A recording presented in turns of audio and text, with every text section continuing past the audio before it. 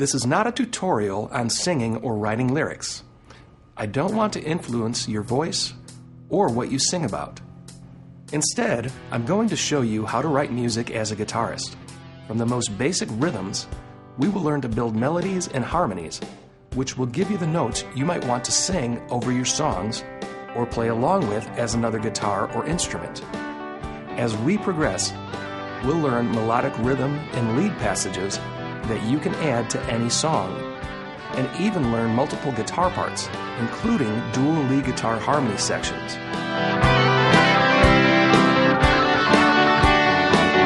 For you beginners out there, we will start out very simple, yet we will steadily progress to an accelerated pace that is suitable for intermediate and advanced players. But before we begin, let's make sure that you're in tune with my guitar.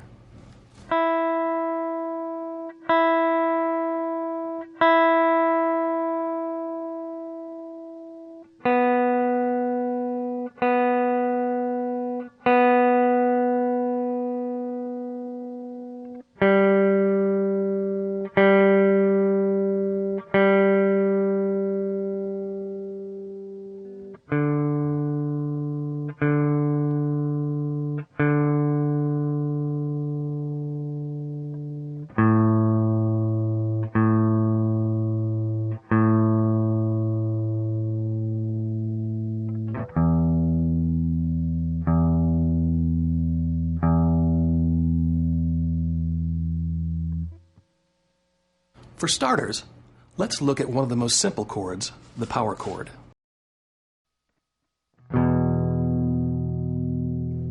The power chord is made up of two notes, the root and the fifth. In this example, we are starting with an open E power chord.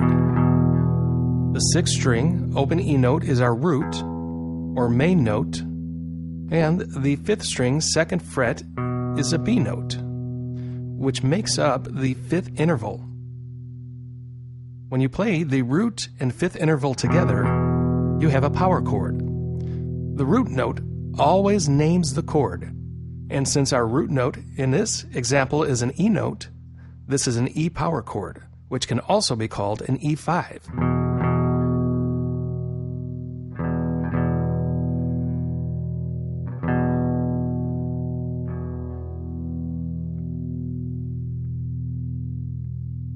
As a side note, I'm not going to go into too much detail on the definitions if they are not 100% necessary. For example, some viewers may already know what a root and a fifth interval is. Others may not want to know, and some of you may want to learn all that you can about the guitar. Whichever category you fit into, for now, just take my word for it and trust me when I say that this is a root and this is a fifth interval.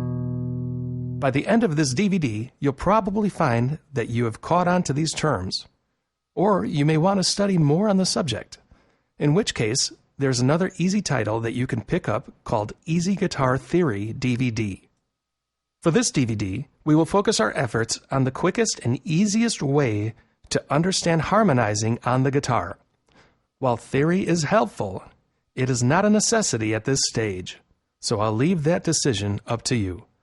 Back to our E power chord, we have the root note, E on the sixth string open, to the fifth string second fret, which makes up our fifth interval, the B note, and together they make the E5 power chord. This E power chord is a harmony in itself, because harmony is the combination of two or more notes. So by combining the E with the B note, we have an E5 harmony. Let's say you were playing with another guitar player. To harmonize over an E5 power chord, a very simple harmony would be to play an open E note.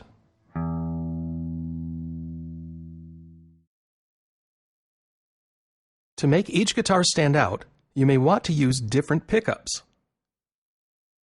For example, the neck pickup is usually considered the rhythm setting on the guitar.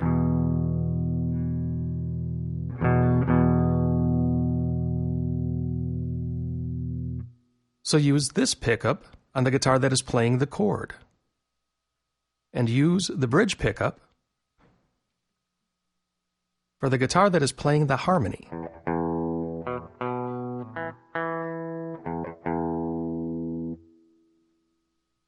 Another harmony would be to play an octave E note over the E5 power chord. Musical notes repeat themselves on the fretboard. So for this next note, we move our index finger to the 4th string, 2nd fret. For a better understanding, let's put it together with a rhythm track. We'll start off playing the E5 power chord for 4 beats. Strum, then hold for 4 beats. And repeat. 1, 2, 3, 4. 1, 2, 3, 4. The guitar playing the rhythm will move to the upper left-hand corner of your screen, while we add a second guitar playing harmony over the power chord. The first harmony will be the open 6-string E note for 4 beats. 1, 2, 3, 4, followed by the octave E on the 4th string, 2nd fret for 4 beats. 1, 2, 3, 4. Then the whole thing will repeat. 1, 2, 3, 4. 1, 2, 3, 4. Here's the exercise, first at a slow practice tempo, then again at double speed.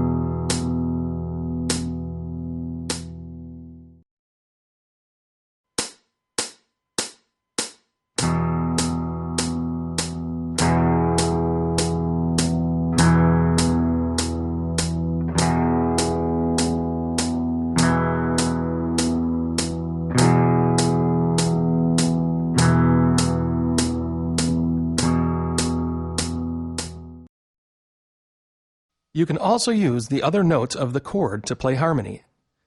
Here's a very easy example, starting with the power chord for 4 beats, 1, 2, 3, 4, then the root by itself, the 5th interval by itself, then the root again.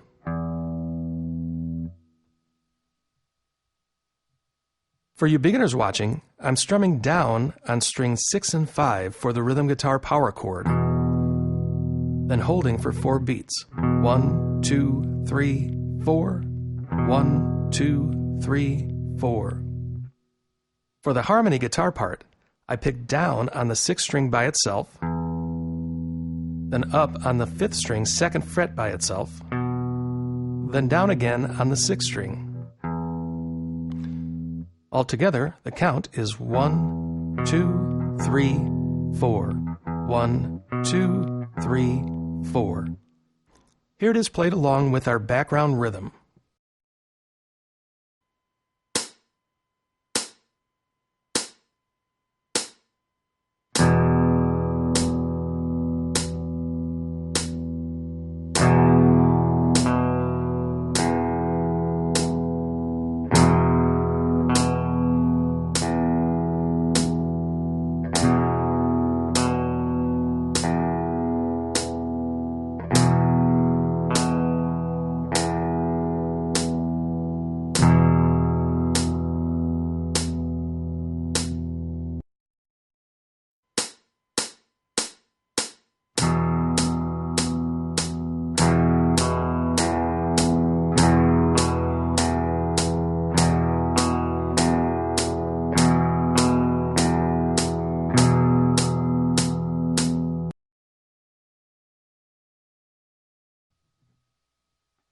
If we take a look at a fretboard note chart, we see our root, the E on the 6th string open. On the 5th string, 2nd fret, we see the B note, or fifth interval, both of which make up the E5 power chord. We also see that the notes repeat on the 4th string 2nd fret for another E note, and on the 3rd string 4th fret for another B note. As we learned earlier, these notes are called octaves. They are the same notes doubled in pitch. And if we zoom out a little, we see 2 more octave harmony notes, starting with the E root note on the 2nd string 5th fret, and the 5th interval B note on the 1st string 7th fret. Learning the individual notes of a chord, like we've just done to the E5 power chord, is called voicing.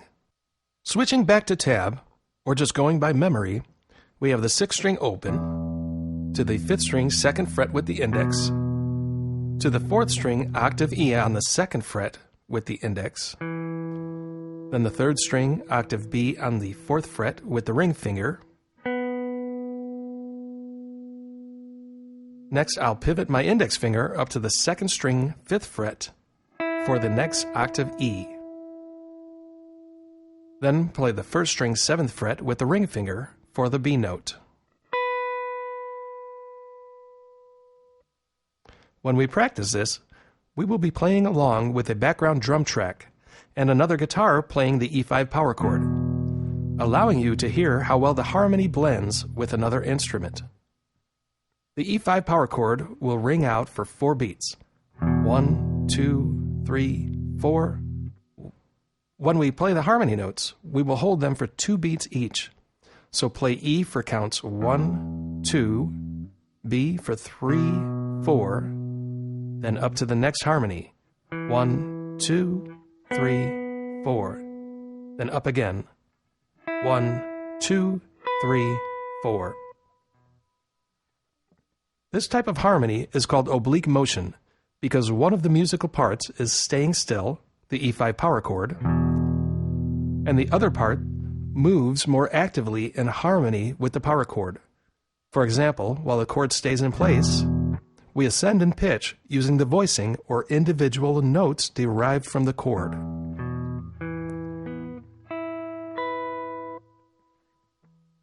To wrap up this oblique motion harmony exercise, we will play the harmony descending. Start on the 1st string 7th fret B, then the 2nd string 5th fret E, move down an octave to the 3rd string 4th fret B with the ring finger, then the 4th string 2nd fret E with the index, down another octave to the 5th string 2nd fret B, then the 6th string open E. Here it is, first with a slow practice tempo, then again at a faster speed.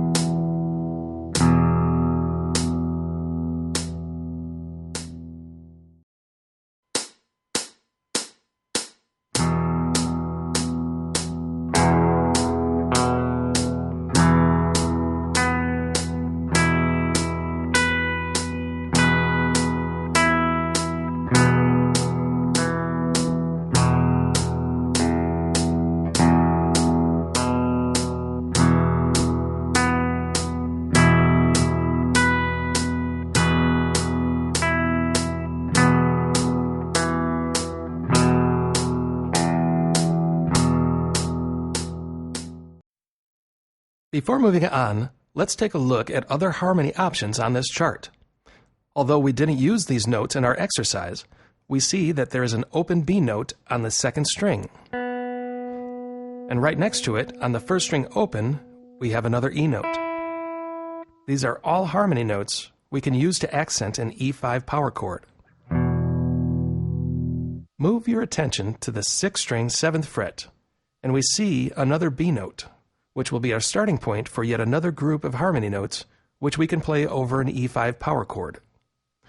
Here we'll start with our 5th interval, in this case B, on the 6th string 7th fret. Right next to it we have the E root note on the 5th string 7th fret, then up to the octave B on the 4th string 9th fret, and the 3rd string 9th fret octave E root note. Next we have 2 more octave notes, starting with B on the 2nd string 12th fret, and E on the 1st string 12th fret. What you do with these harmony notes is entirely up to you. Sometimes just holding a note while a chord rings out will add all the feeling in the world. Maybe by adding a little vibrato, or you can enhance the music by playing a rhythmic harmony pattern over the chord. Give it a little more depth by palm muting these notes, then let the last note ring out. For a slide guitar effect, you can slide up to harmony notes.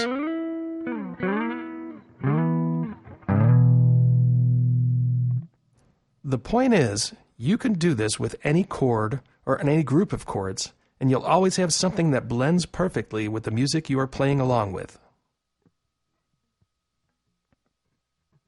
Let's take the last batch of harmony notes and apply them to our exercise.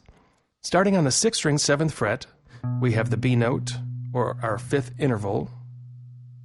If we play this with the index finger, we can easily change to the 5th string 7th fret E root note. Move up to the next octave on the 4th string 9th fret for B. I'll play this with my ring finger. Then I'll bring my index finger up behind it to play the 3rd string 9th fret E note. Up another octave to the 2nd string 12th fret B, followed by the 1st string 12th fret E. I'm playing this with my ring finger, but you can easily use your pinky. And like our last exercise, we will also play this descending. 1st string E to 2nd string B, down an octave to 3rd string E on the 9th fret, to the 4th string B on the 9th fret, down another octave to the 5th string 7th fret E note, and end on the 6th string 7th fret B.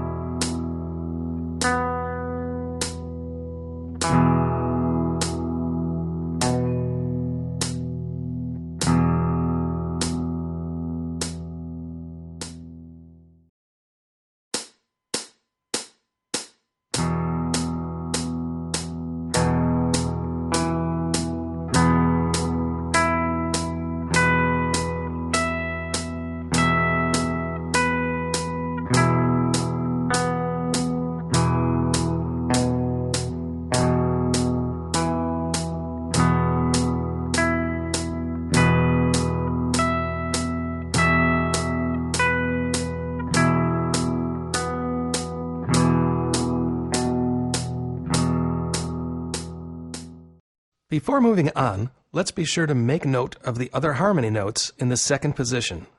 As we learned earlier, there's a B note on the first string 7th fret, and if we look to the 6th string, we see there is also an E root note on the 12th fret. For those of you interested in playing guitar higher up the neck, it is very simple. The 12th fret is the octave position of the open strings. Just like the 6th string open E note started our harmony pattern,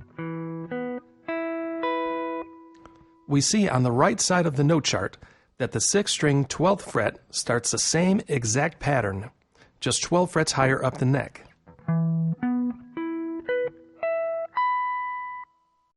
So everything we have learned earlier can be applied 12 frets higher. More on this later. Before moving on, let's do a quick recap of what we've learned so far and look at 2 other methods for applying harmony. Voicing means the individual parts of a chord. In this exercise, we use the E5 power chord. Since this chord consists of 2 notes, E and B, the voicing for this chord is the E root note and the 5th interval B. We learn to voice this chord in several positions, starting with the open position, followed by the 7th fret position. We learned that when one harmony stays the same, like this E5 power chord repeating over and over, and the other harmony moves, we have an oblique motion harmony. Another type of harmony is contrary motion. Just like its name suggests, contrary motion harmony moves in different or contrary directions. So if we have a harmony section with one guitar ascending in pitch,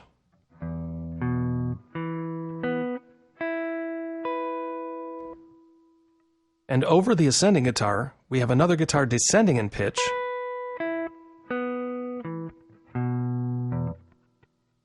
the notes will blend as contrary motion harmony. In this exercise, our rhythm guitar will start us off. The ascending guitar will start on the 2nd repetition and repeat.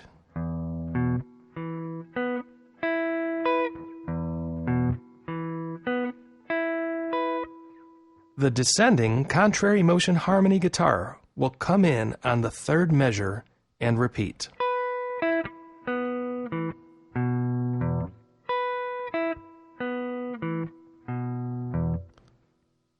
You can practice with this tempo over and over playing any of the 3 guitar parts.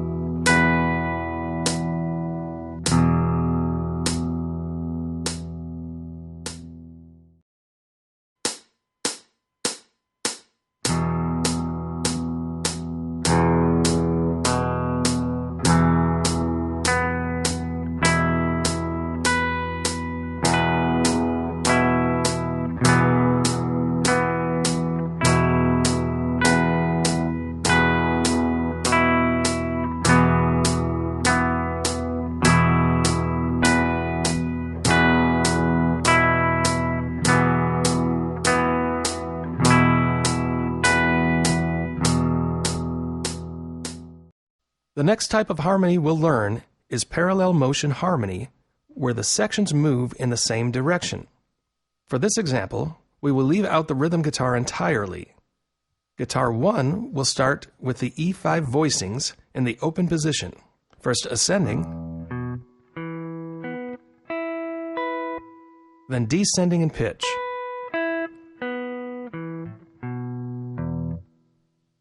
On the second repetition, guitar 2 will come in with the E5 voicings starting on the 7th fret position, ascending and descending in parallel movement with guitar 1.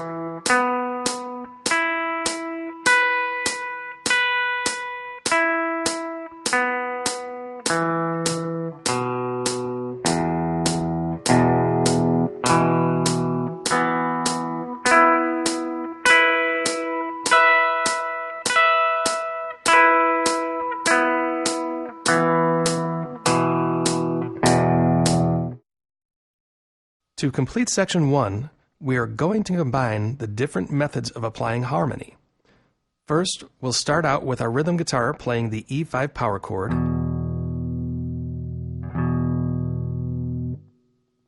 On our third repetition, guitar 2 will come in with oblique harmony playing the E5 voicings in the open position, ascending in pitch, then repeating.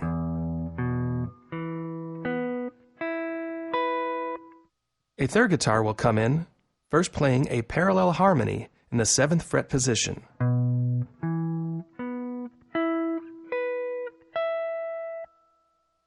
This will be a parallel motion because it ascends in pitch along with guitar 2. However, once you reach the first string 12th fret, we will descend in pitch, creating a contrary motion harmony.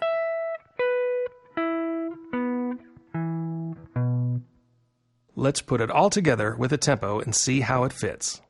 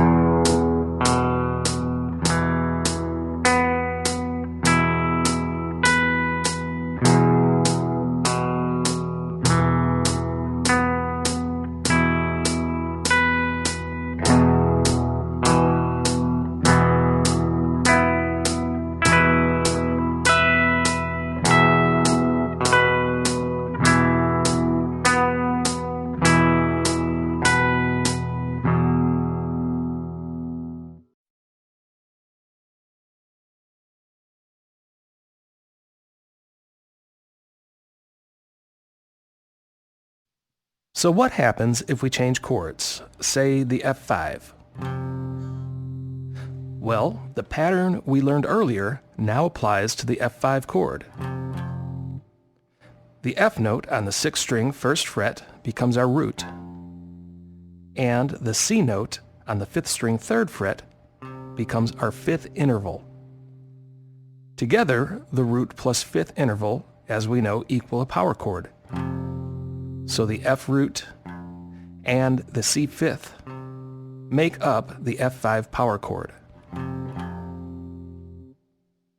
When we adjust our fretboard note chart, we see the same pattern as before, just 1 fret higher.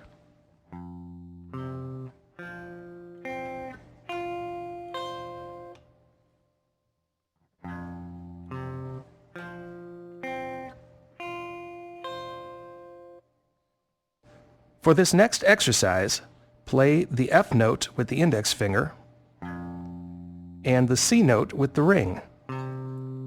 While holding the C note and letting it ring out, move the index finger to the octave F on the 4th string 3rd fret.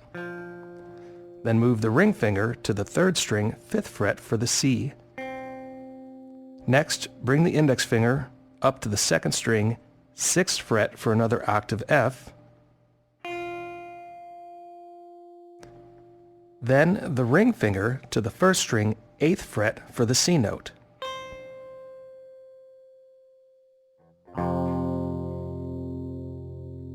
Just as we did earlier, let's practice this oblique harmony over a chord, this being the F5 chord.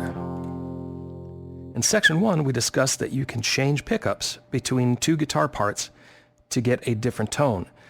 You can also achieve this by using different style guitars. I was playing a semi-hollow body arch top before. I'll still continue to use that guitar with the neck pickup for our rhythm tracks. However, for the lead and harmony guitar parts, I'll use this solid body with the bridge pickup engaged.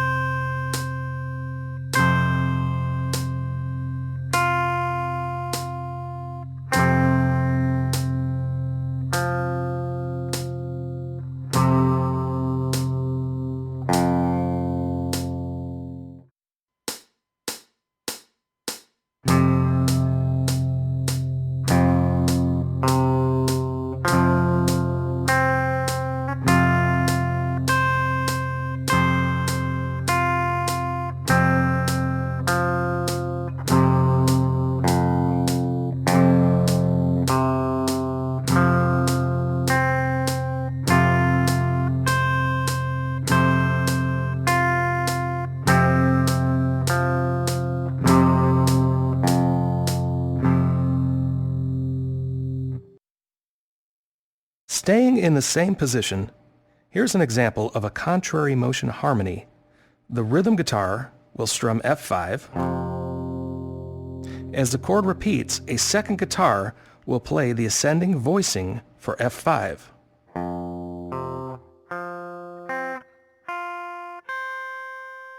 When the voicing reaches the 1st string, start over again on the 6th string 1st fret, ascending in pitch.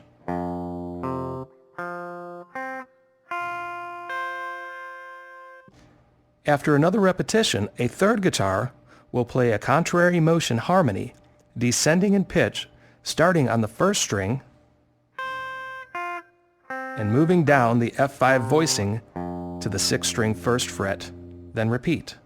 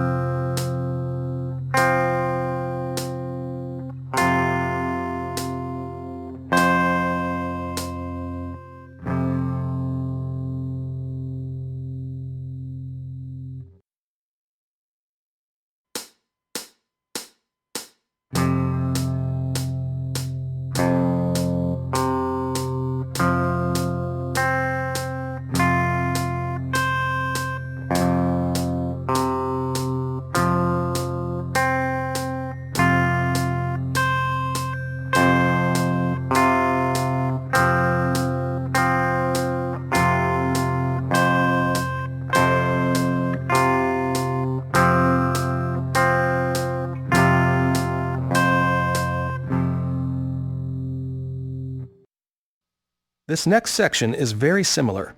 Guitar 1 will play the F5 as a rhythm. Guitar 2 will play the ascending voicing, starting with F on the 6th string to C on the 5th, F on the 4th, C on the 3rd, then end on the 2nd string, 6th fret F note for 4 beats. You can even add vibrato to this note if you like. Then repeat.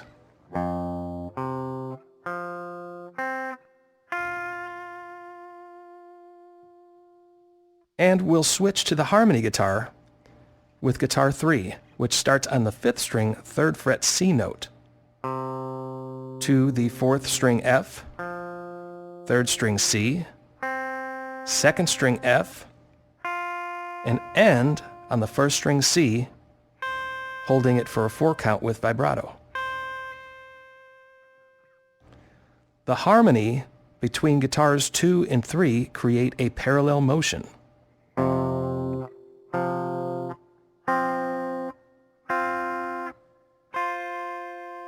To add even more contrast between the different guitars, you can also add distortion. You can achieve this by increasing the gain or overdrive on your amplifier, or you can use a distortion pedal.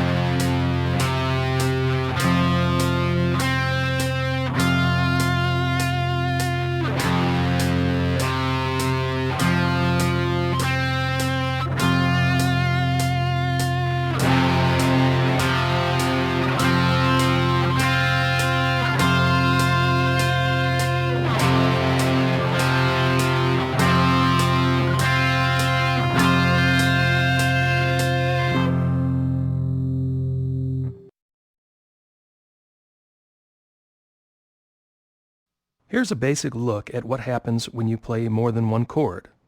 For simplicity, let's use the same 2 power chords we've started with, E5 to F5.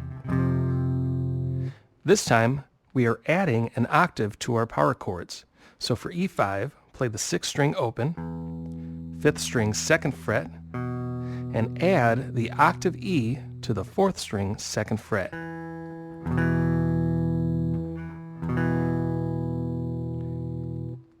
F5 is 6th string 1st fret, 5th string 3rd fret, and add the octave F to the 4th string 3rd fret. The E5 to F5 voicing gives us a very unique 2-note per string harmony structure that we could use to play over these 2 chords. E5 to F5 is a very suspenseful harmony.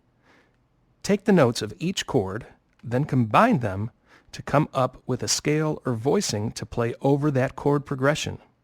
Starting with the 6th string open E to the 1st fret F with the index finger, switch to the 5th string 2nd fret B with the middle finger, which happens to line right up with that fret. Pick, then move your middle finger up to the 3rd fret C note, Now your index finger is in place to play the 4th string octave E note on the 2nd fret. Then move up 1 fret for F. Your middle finger should fall right into place to play the 3rd string 4th fret B. Move that up to the 5th fret C. Pivot your index finger to the 2nd string 5th fret for another octave E. Up to the 6th fret for F. Your middle finger falls right into place to play the 1st string 7th fret B note.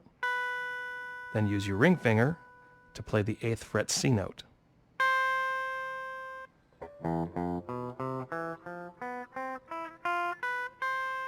I use this fingering with the E5, F5 voicing because it is very fluent and allows you to quickly move from string to string. From this 1st string 8th fret, you could quickly turn around and continue the voicing descending, going down in pitch.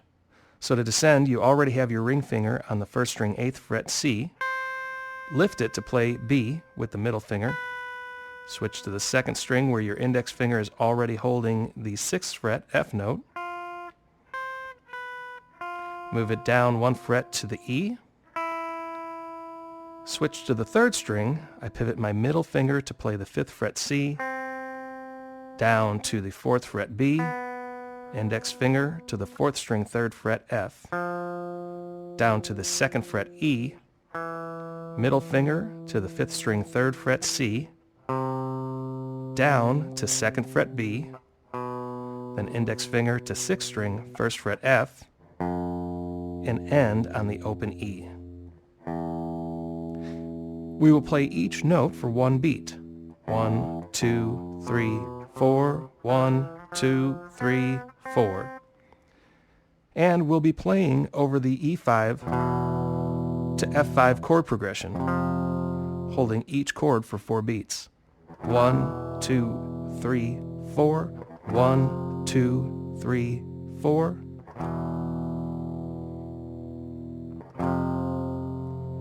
Also, although this isn't a DVD on any specific styles of music, the E5, F5 voicing tends to have a heavy metal quality to it, so I'll be using heavy distortion on the harmony parts. As we move on, I'll be using several different tones to match the harmony we are playing.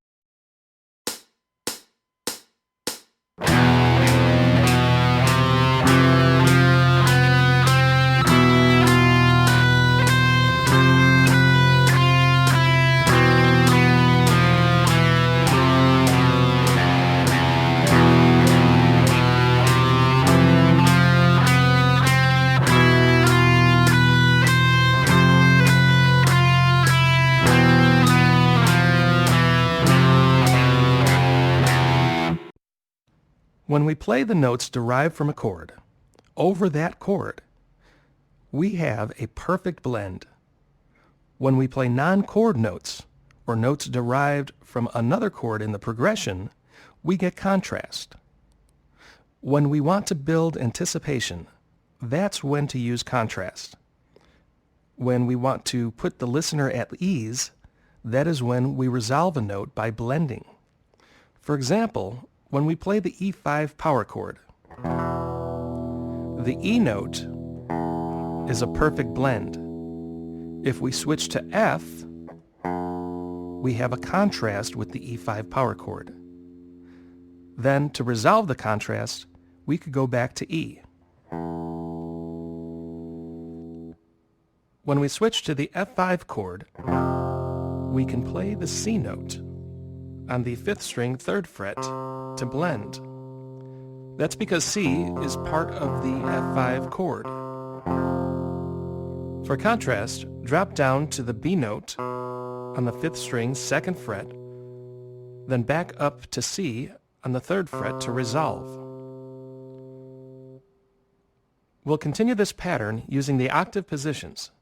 So when E5 is repeated, the harmony will move to the 4th string 2nd fret for E, then the 3rd fret for F, then back to the 2nd fret for E. Blend, contrast, blend. When the rhythm switches to the F5 chord, we will play our harmony on the 3rd string 5th fret, C, down to 4th fret B for contrast, and back to C to blend.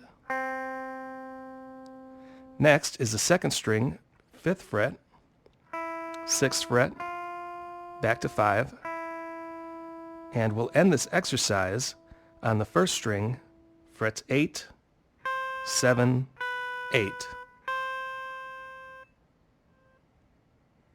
For the descent, when we play over the E5, we will blend with the B note, contrast with the C, and blend or resolve on the B again. So starting on the 1st string, we had the 7th fret. That's a B, 8, the C note for contrast, and back to B to blend. For the F5 rhythm, play the F note to blend, E to contrast, then F to blend again. That's the 2nd string, fret 6, 5, 6. Down an octave to the 3rd string, 4, 5, 4, then 4th string, 3, 2, 3, down another octave, 5th string, 2, 3, 2, then 6th string, 1, open, 1.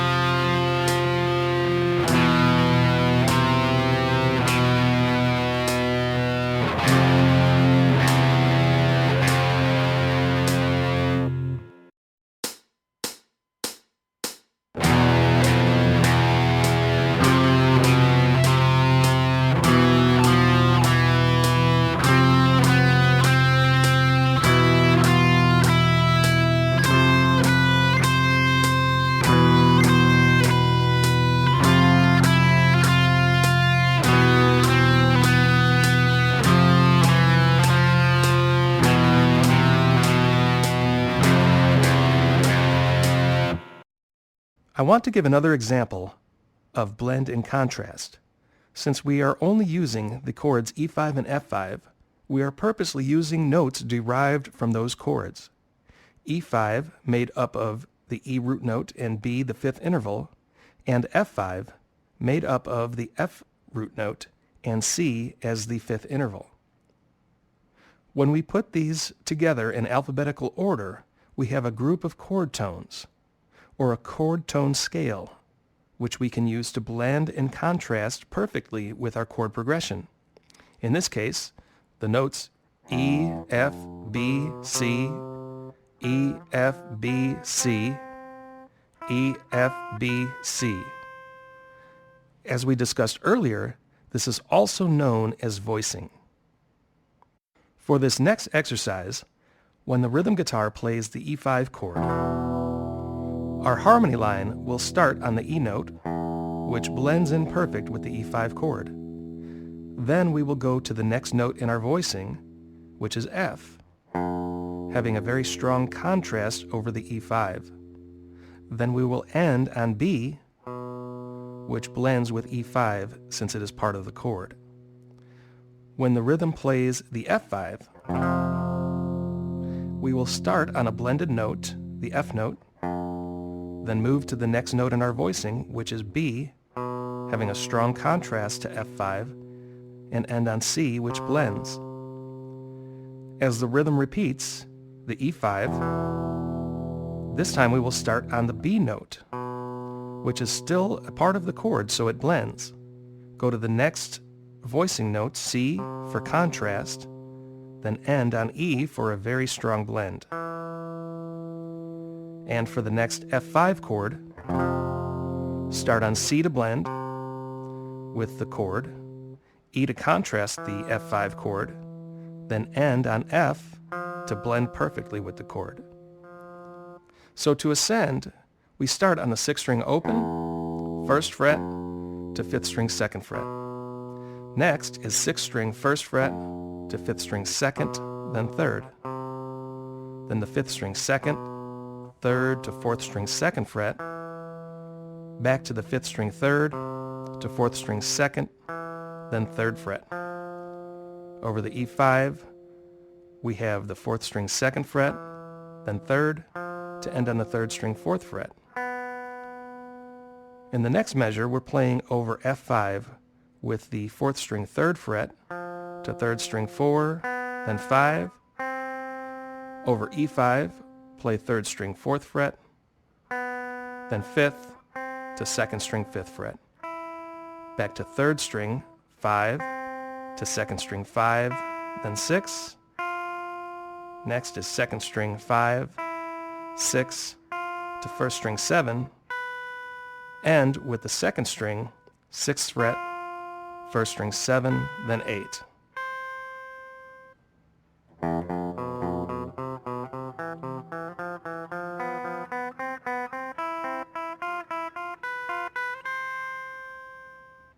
This exercise might be a little too early for beginners, so give it your best shot. And if you're having trouble, keep moving on through the lessons and come back to this later. For now, just let it be a good example of blending and contrast.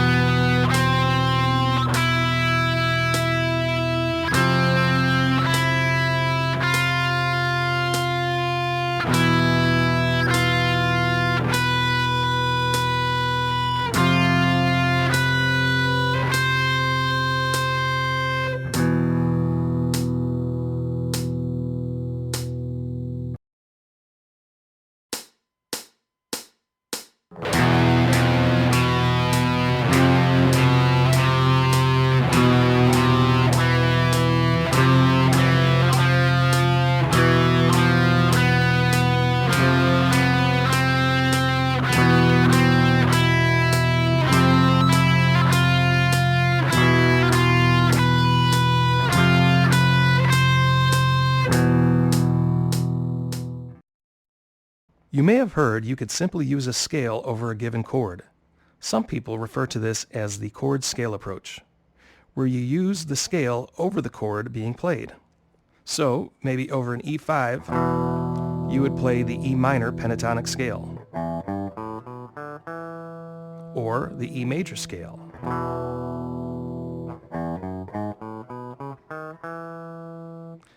This does allow you to improvise with flexibility. However, by doing this, your solos can easily lose the relationship or DNA of the song you are playing. Instead of playing in harmony with the song, you are simply playing over the song with a hit or miss approach. The chord scale includes the tones of the chords, but also includes the contrasting notes of the rest of the scale that have nothing to do with the song or other chords you are playing. Whereas using only chord tones ensures that every note is chord specific.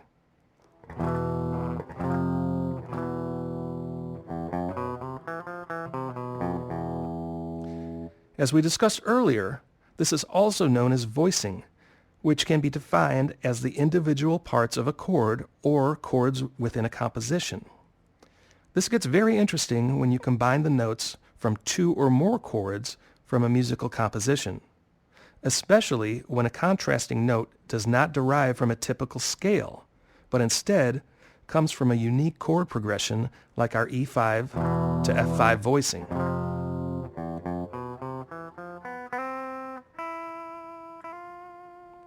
By using harmony or voicing, you are solidifying the uniqueness of the song or chord progression by using notes that are in harmonic only to the song itself.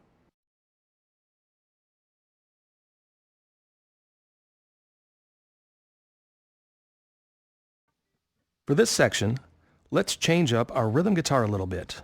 We'll play the E5 chord on the 1 count, then hold for 2, 3, then switch to the F5 for the 4 count, and a quick change back to E5 to repeat the rhythm.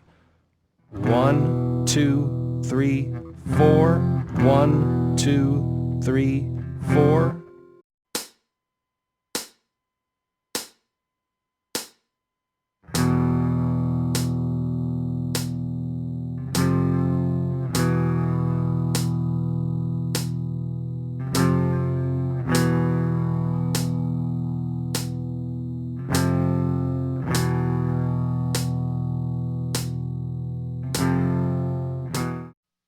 Now we will introduce parallel motion harmony to these two chords, where both parts move in the same direction.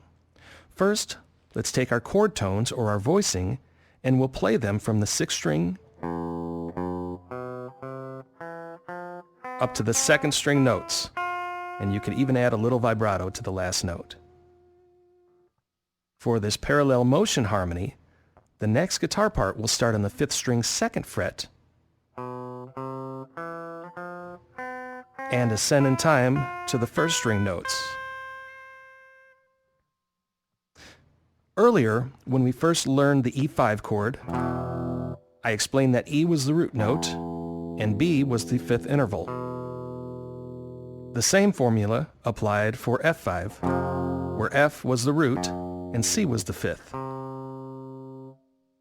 If you look at both guitar parts for this parallel harmony, you see that one guitar is starting on the root note, while the other is starting on the 5th interval.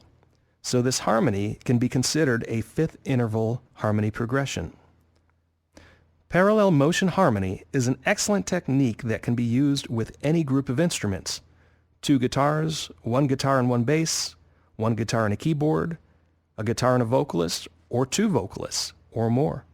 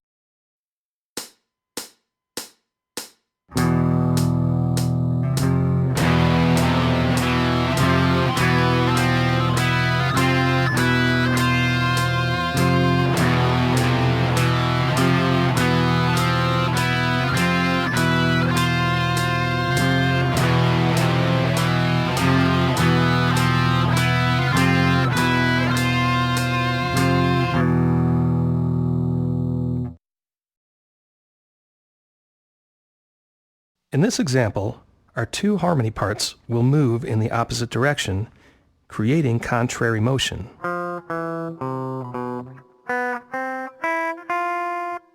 For the first harmony part, we will descend starting on the 4th string 3rd fret, then 2nd fret, to the 5th string 3rd fret, to the 2nd fret, and end on the 6th string 1st fret to open. I'm often using what in my opinion is the best fingering to get a smooth, fluent transition between notes. This riff, for example, works best if you use your middle finger for the 4th string 3rd fret, then the index for the 2nd fret. You can then quickly move to the 5th string using your middle finger for the 3rd fret. Then the middle finger again for the 2nd fret.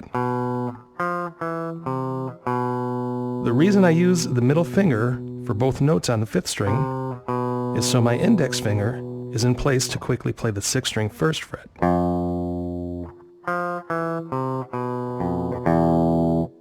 To make this a contrary motion harmony, part 2 will ascend, taking our harmony notes in the opposite direction, starting on the 3rd string 4th fret to the 5th fret, 2nd string 5th to 6th, and 1st string 7th fret to 8th fret.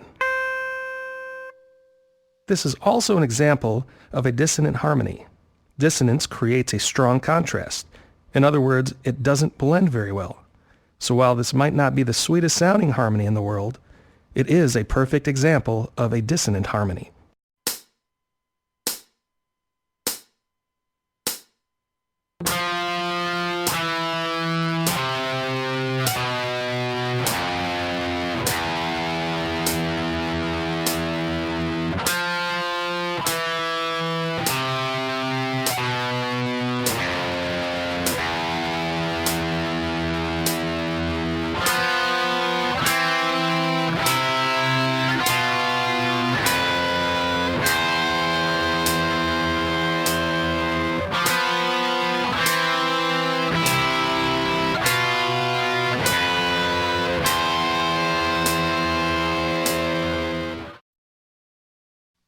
Okay, that last harmony sounded intentionally horrible.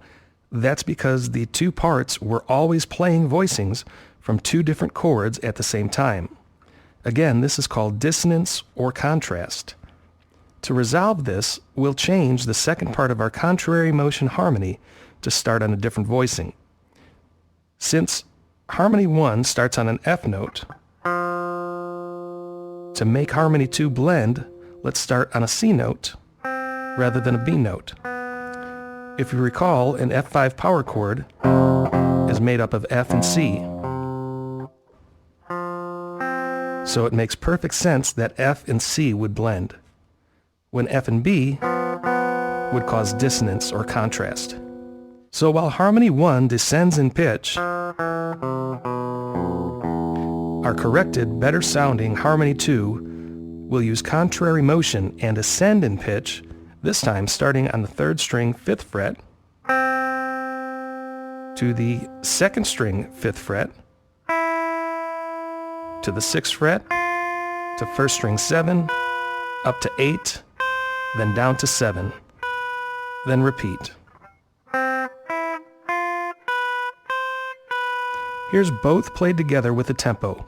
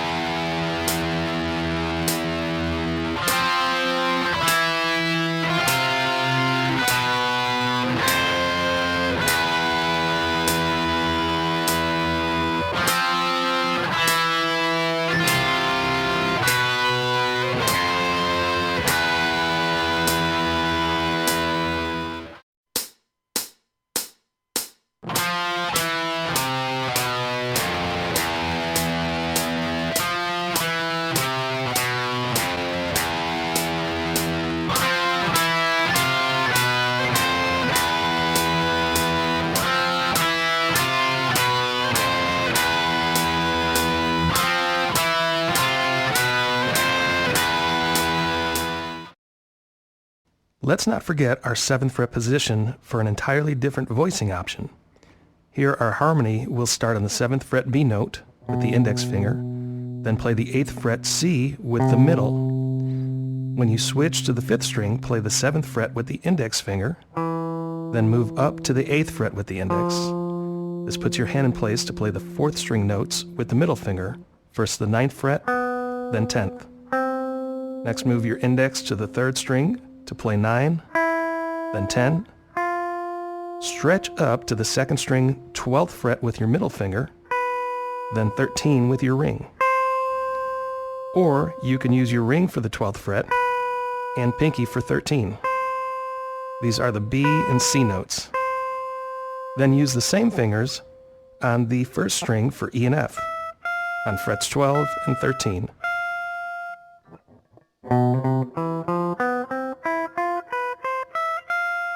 Use the same fingerings for each note when you descend in pitch.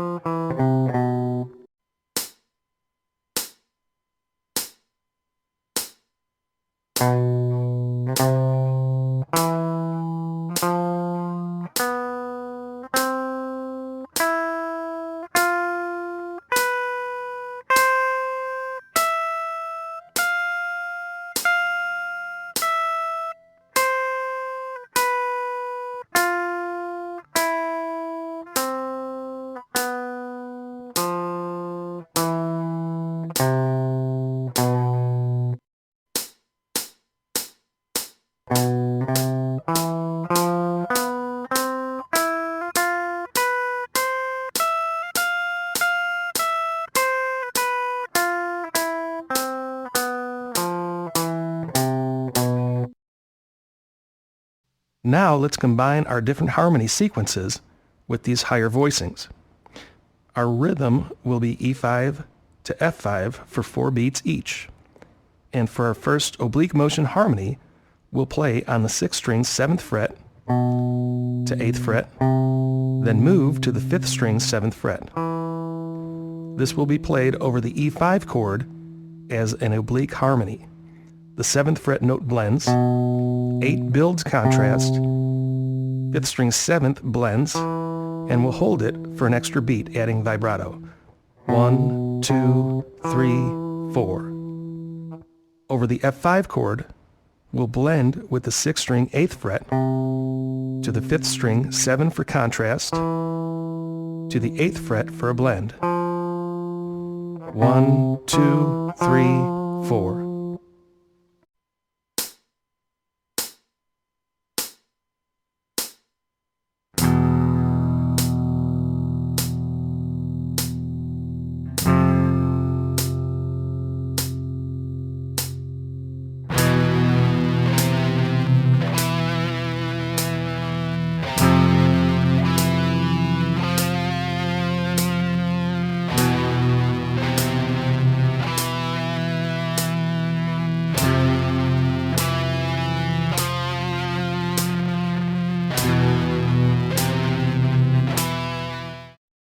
Next, we'll add a parallel harmony with some higher notes.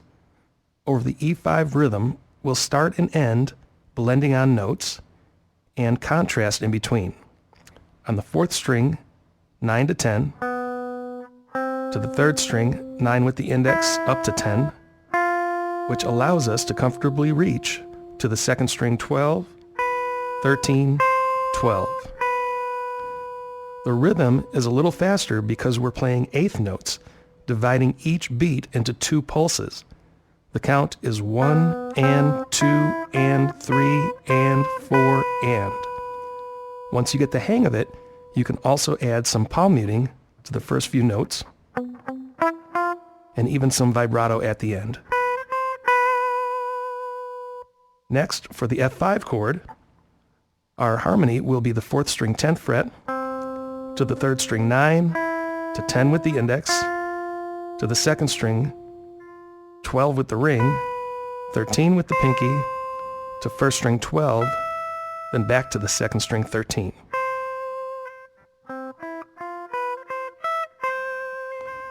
The reason for this pivoting back and forth is to make sure we blend with the background chord. So we're starting on a C note, which is the fifth interval in the F5 chord. Then we're using voicings from E5 and F5 to build contrast and blending, and returning to the second string C note to blend with the F5 chord in the background.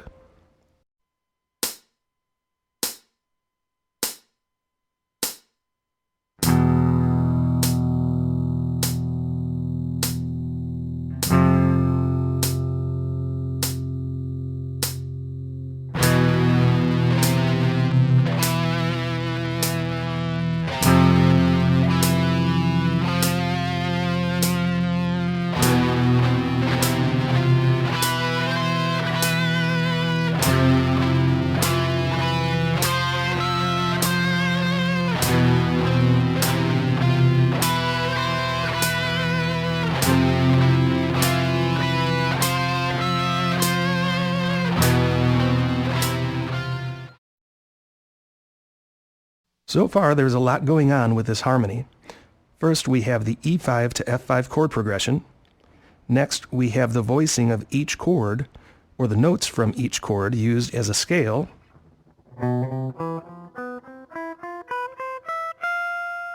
And for our first harmony, we are playing a slow three-note melody over each chord.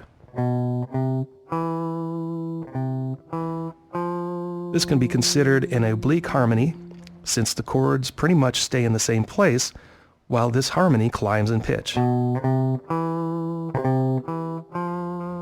Then we have a parallel motion harmony, a little higher in pitch, but also faster because we're playing eighth notes.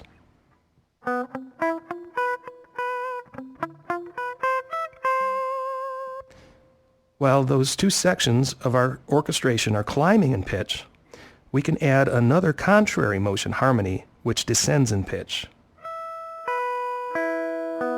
Here I'll simply pick out the individual notes of the E5 power chord. Starting on the 12th fret, I'm barring the strings 1 and 2 with my pinky finger. Then I'm barring the 9th fret on strings 3 and 4 with my index finger. 1, 2, 3, 4. Move everything up 1 fret for the F5 and pick the same pattern on strings 1, 2, 3, 4.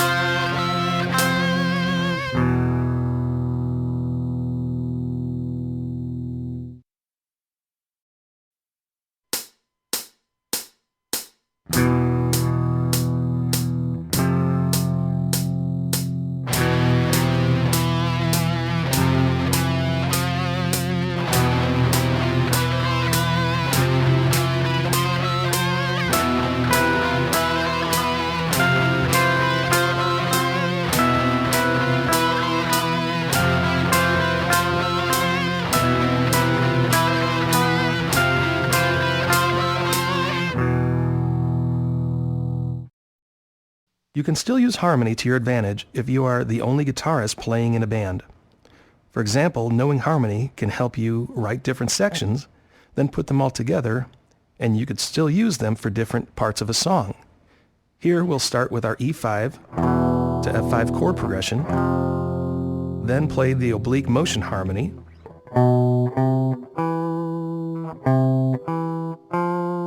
switch to parallel motion,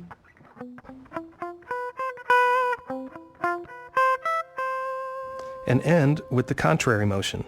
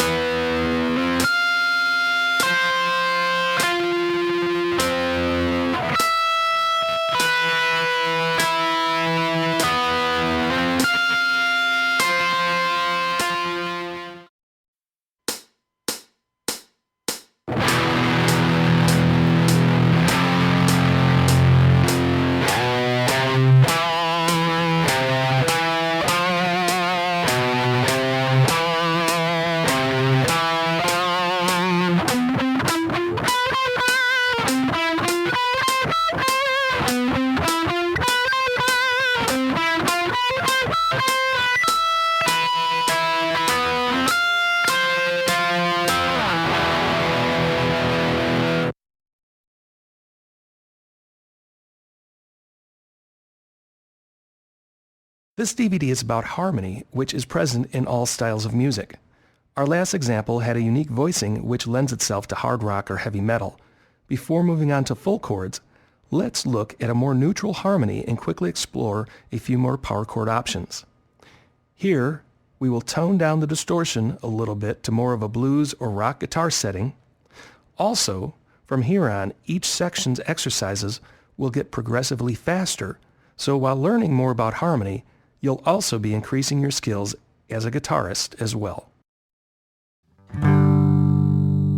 The G5 chord can be played with the index on the 6th string 3rd fret, ring on the 5th string 5th fret, and pinky on the 4th string 5th fret.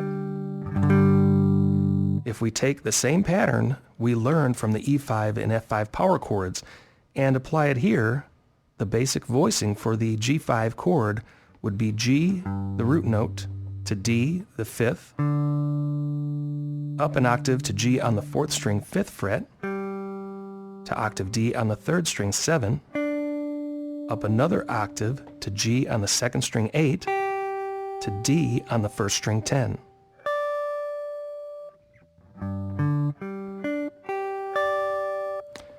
A5 is 2 frets up from G. So index on the 6th string 5th fret, ring on the 5th string 7, and pinky on the 4th string 7. The voicing starts with A to E, up an octave to A on the 4th string 7, to E on the 3rd string 9, up another octave to A on the 2nd string 10, and E on the 1st string 12.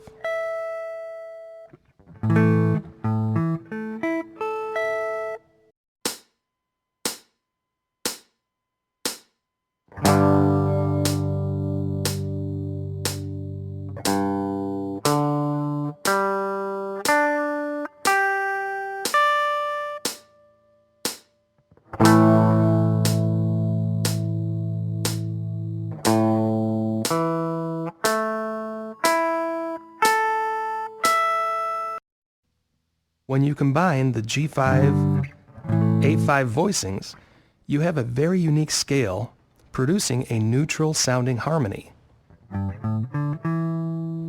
The fingerings I use start with the index on G, 6th string 3rd fret, up to A on the 5th fret. Then you can bridge the index over to the 5th string 5th fret for D, ring finger to the 7th fret for E.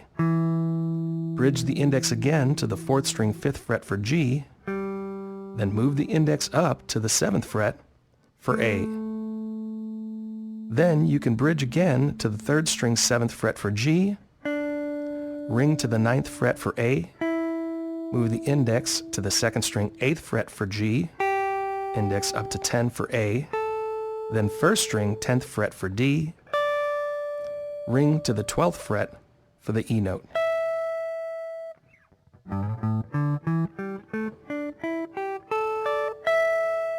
Use the same fingering when descending.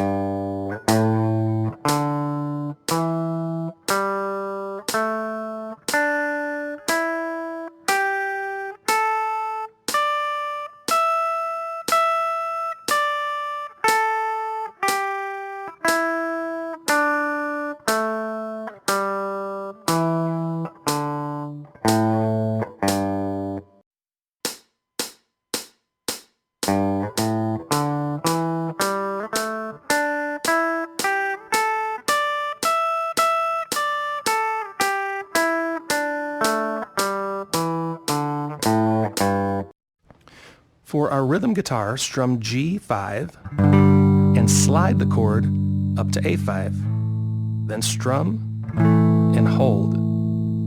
The count is 1 and 2, 3, 4. 1 and 2, 3, 4.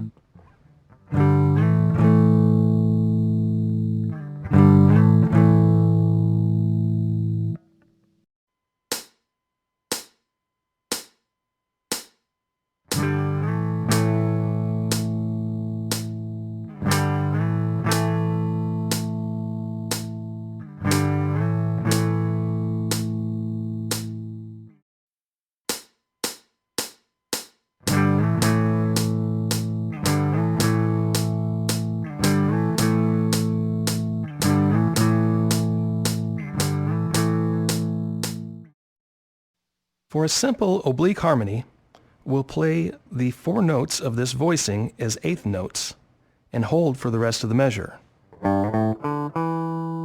In other words, we'll play G, A, D, E for counts 1 and 2 and, holding for counts 3, 4. Then move up to the octave G on the 4th string, play G, A, D, E for the same count, 1 and 2 and 3, 4. Up to the 2nd string octave, G, A, D, E, 1 and 2 and 3 and 4 and. Then repeat.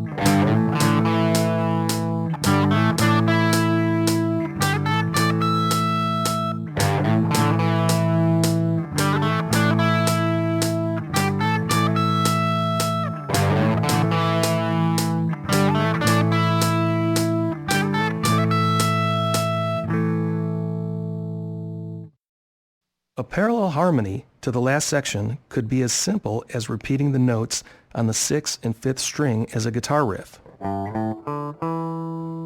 When played along with the last rhythm, the parallel harmony would be when the other guitar is playing the octave positions.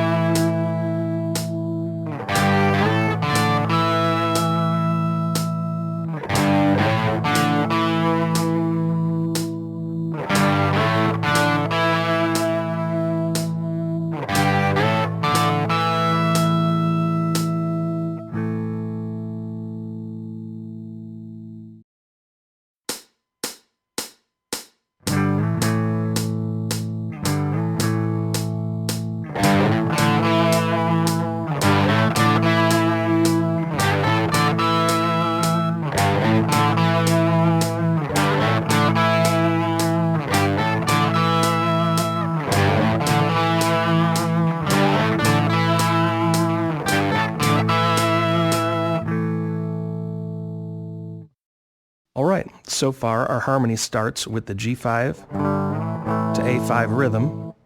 Our first harmony section moves right in time with this rhythm. Play a G note up to an A note. However, while the A5 is ringing out, our harmony moves to the D note, which is a quick contrast to the A5 chord. But the riff resolves or blends right away by ending on the E note, which is part of the A5 chord. Then repeats in octave positions.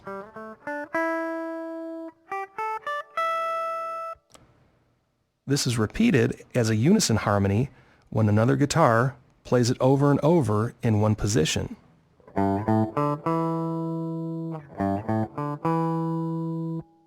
Since all of the other harmony parts are ascending in pitch, it would only make sense to have a contrary motion harmony that descends in pitch.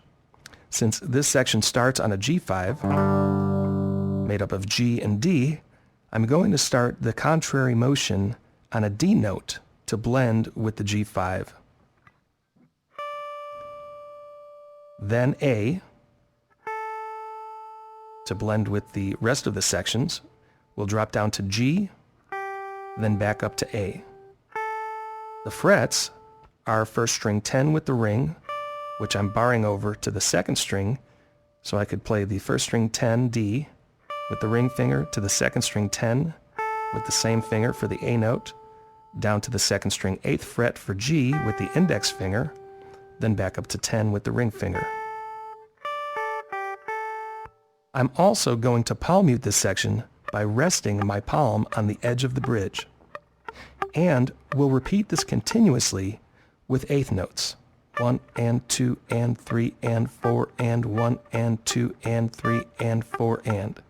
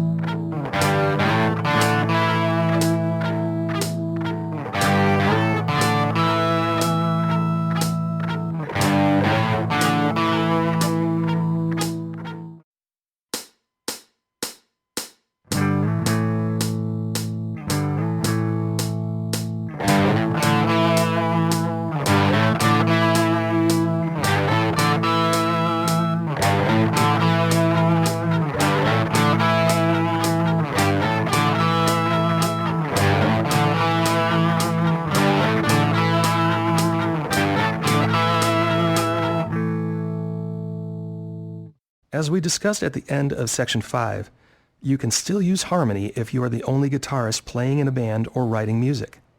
Your knowledge of harmony can help you write different sections of a song. You might start with a rhythm guitar,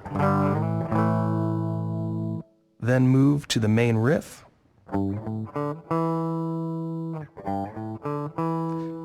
then play parallel movements,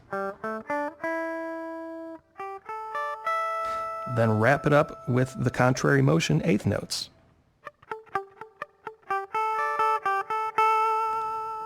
Because you used your knowledge of harmony to write the different sections, they will always sound good no matter what.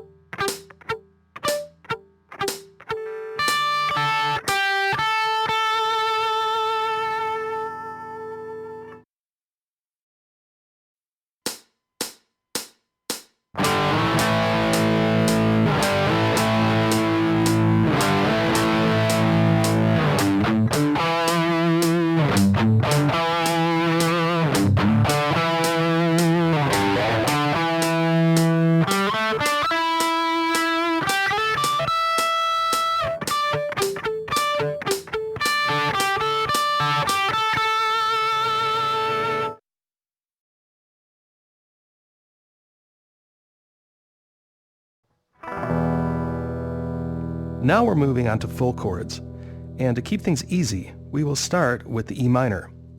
If you play the E5 power chord, you already have the fingering down for the E minor. Simply add strings 1, 2, and 3 open to the E5 chord, and you have an E minor. To get every note to ring out properly, you may have to arch your fingers so that they are not touching any of the open strings.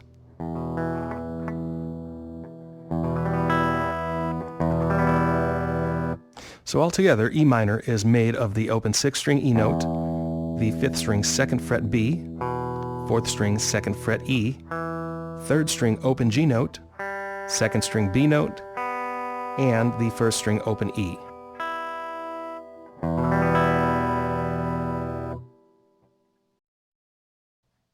The E minor voicing is similar to the E5,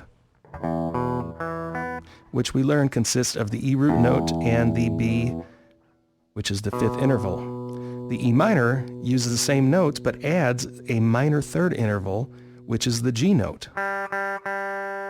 So the voicing starts on the 6th string, open E, to the 3rd fret G with the middle finger, to the 5th string, 2nd fret B with the index finger.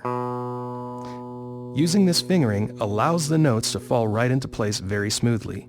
E, G, B. Next, we have an octave E on the 4th string, 2nd fret with the index finger. The G note is on the same string, 5th fret, and you can play it with your pinky, or I prefer to use my ring finger. Next, I'll pivot my index finger up to the 3rd string, 4th fret B note. Pivot the index finger up again to the 2nd string, 5th fret E note. Next is G on the 8th fret with the ring finger or pinky finger. Then end on the 1st string, 7th fret B note with the middle finger.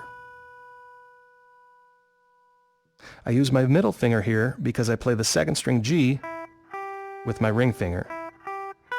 However, if you are playing G with your pinky, you would want to use your ring finger for the 1st string B note. So the notes in our E minor voicing are E, G, B, E, G, B, E, G, B. As intervals, we have the root, minor third, 5th, root, minor third, 5th, root, minor third, 5th.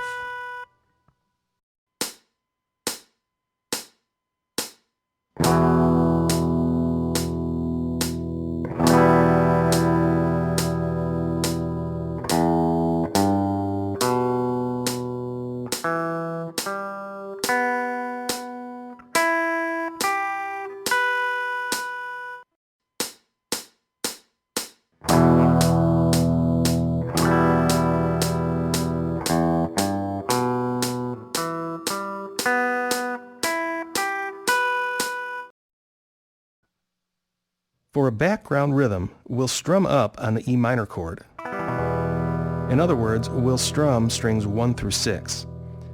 Then strum down on the E5, then mute or silence all of the strings.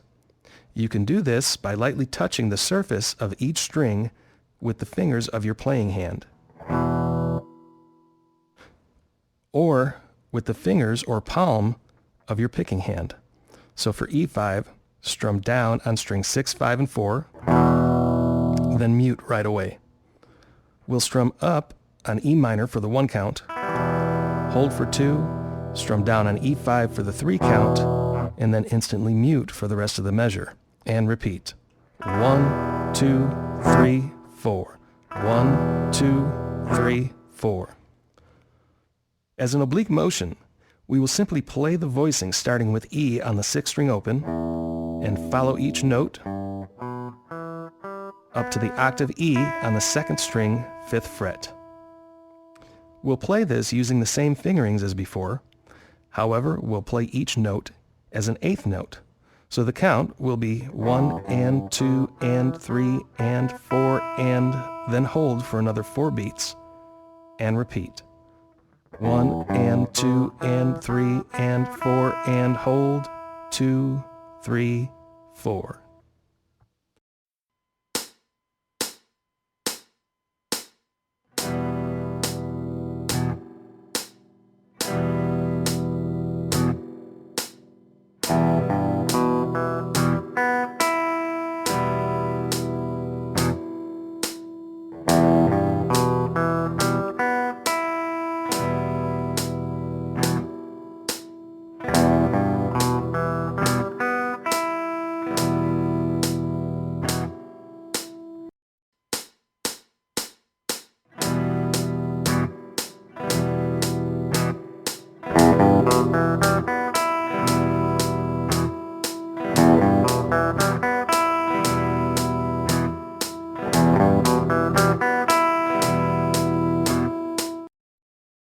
Since our oblique motion harmony moves up in pitch, our parallel motion would need to do the same. However, now we'll start on our minor third interval, or the G note, and play up to the octave G on the second string, 8th fret. The rhythm will be the same with eighth notes. 1 and 2 and 3 and 4 and 1, 2, 3, 4.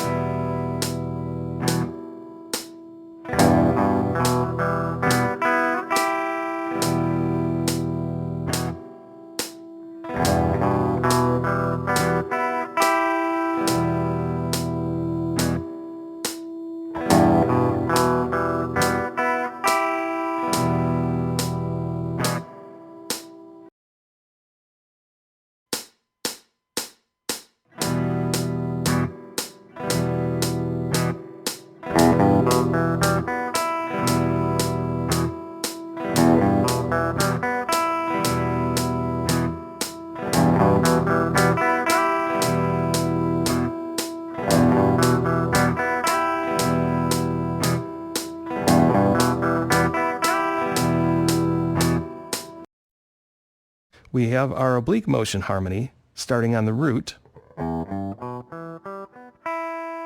Then our third interval comes in, playing a parallel motion, starting on the G note. Now let's add our fifth interval to the last section, giving us a three-part harmony. This fifth interval, which will start on the 5th string 2nd fret, we'll just play the notes up in pitch to the 1st string 7th fret octave B note, using the same rhythm. 1 and 2 and 3 and 4 and hold, 2, 3, 4.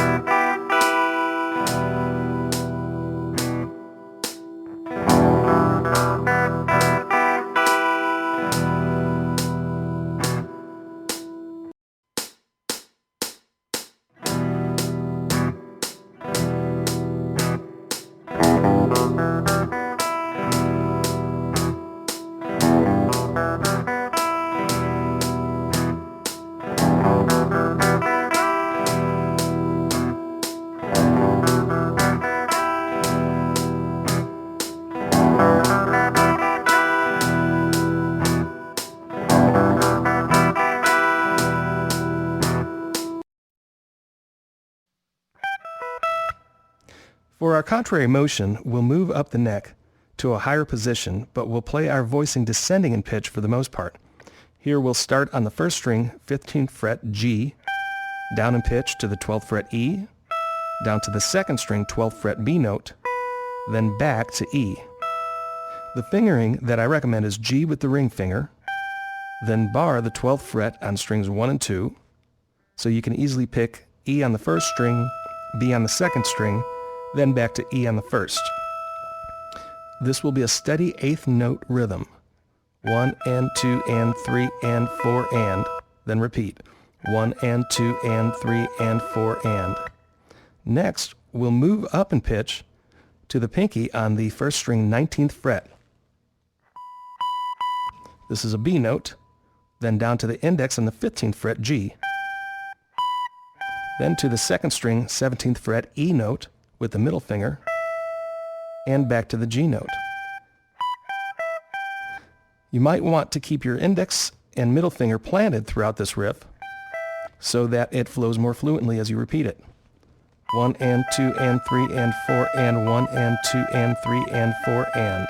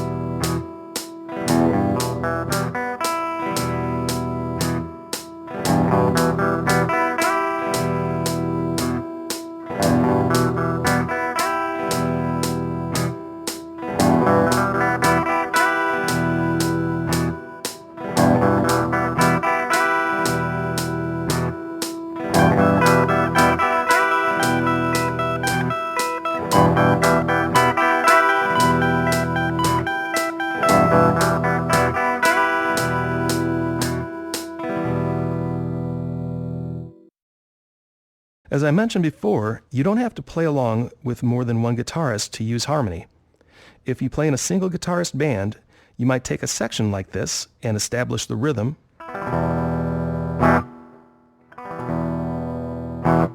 then play each harmony part one time.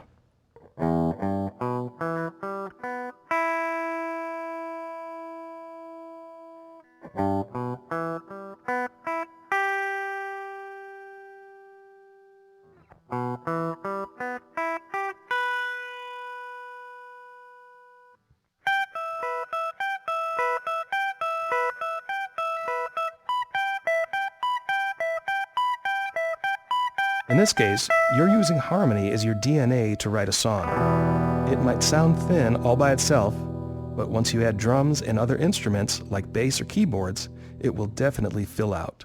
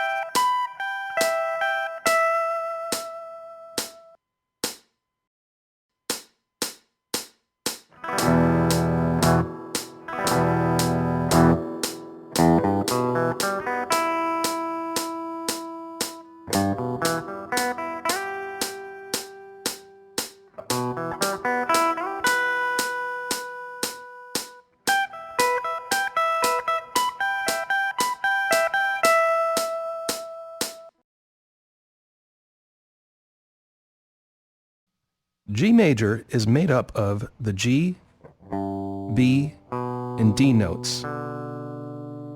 Here's an example of an open G major chord. Pinky on the first string 3rd fret, 2nd string open, 3rd string open, 4th string open, index on the 5th string 2nd fret, middle finger on the 6th string 3rd fret.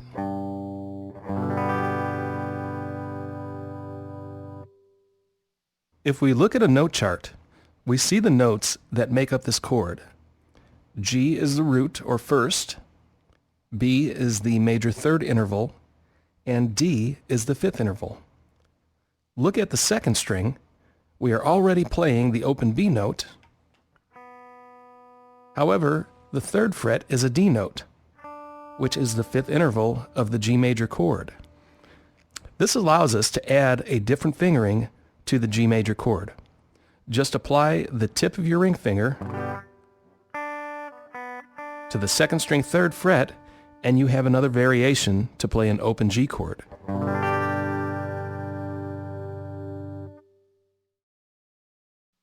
The basic voicing for the G major chord is 6th string 3rd fret for the G root note. Play this with the middle finger. Then to the 5th string B, major 3rd interval on the 2nd fret with the index. Then the 5th fret with the pinky for D, which is our 5th interval. Root, major 3rd, 5th.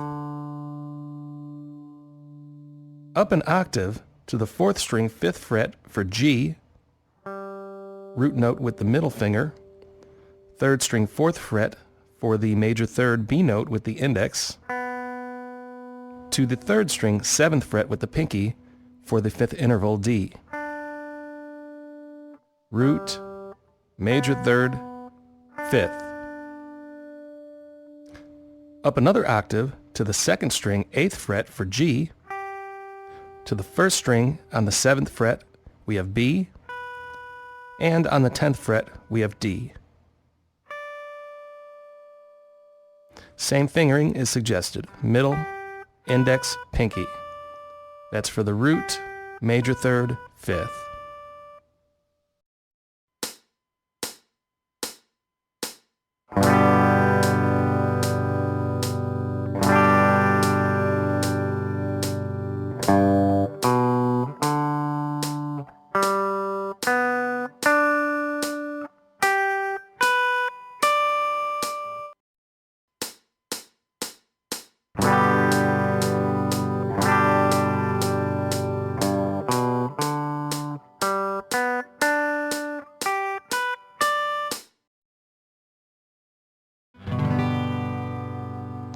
Now let's establish a rhythm.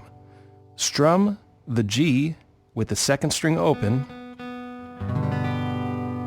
Next, we'll play a harmony at the same time by letting the chord ring out while picking out individual chord tones. So while holding the chord, pick strings 1, 2, then 3. Next, add the 2nd string 3rd fret D note with your ring finger, and pick strings 2, 1, then 2. Lift your ring finger, exposing the open 2nd string, and repeat.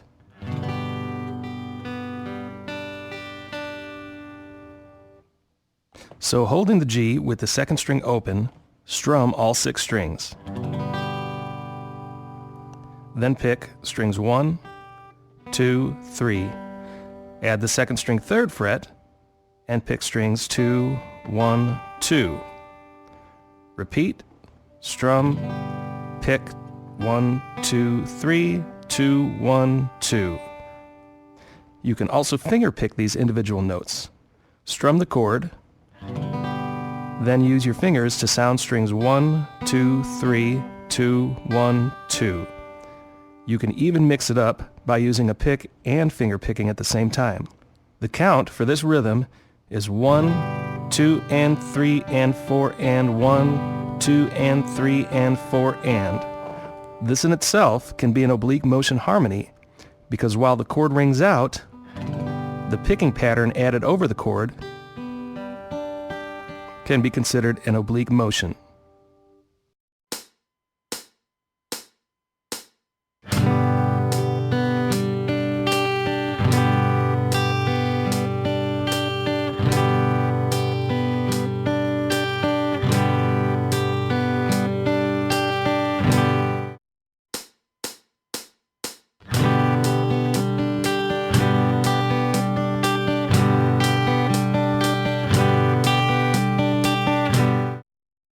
Next, we have a lower pitch harmony starting with the G on the 6th string 3rd, to the 5th string B, up to D, and end on the 4th string G. Here, I suggest using the middle, index, then bridge the pinky across the 5th fret of the 5th and 4th string to play D and then G. Try letting the notes ring out as long as possible. In other words, hold the G. When you pick the B note, keep holding the G. When you use your pinky to play the D, then the octave G. The count is in eighth notes. 1 and 2 and 3, 4. 1 and 2 and 3, 4.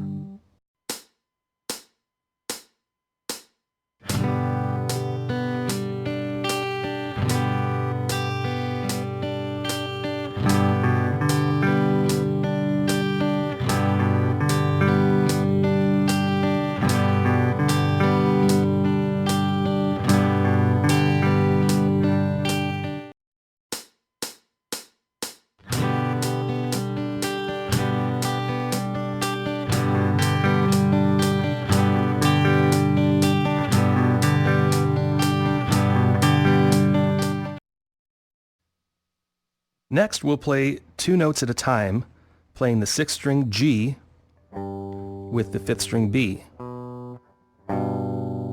This in itself is a major 3rd harmony.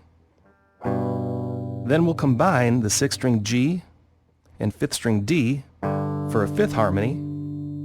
This is the same as a G5 power chord. Then the 5th string D with the 4th string G for an inverted 5th harmony. And then back to the 6th and 5th strings for the G5. Then repeat playing each harmony for 2 beats. 1, 2, 3, 4, 1, 2, 3, 4. You could also use a different fingering than I'm using. Use the middle and index for the major 3rd harmony, then the index and ring finger for the G5, ring finger and pinky for the alternate G5 or inverted G5, and then back to the index on the 6th string for that G5. 1, 2, 3, 4, 1, 2, 3, 4. For a parallel harmony, we'll move up an octave playing G on the 4th string 5th fret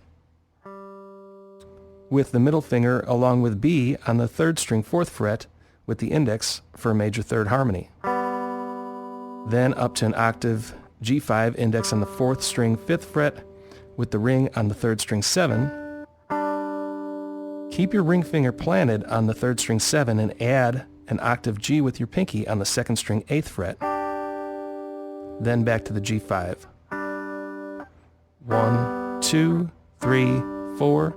1, 2, 3, 4.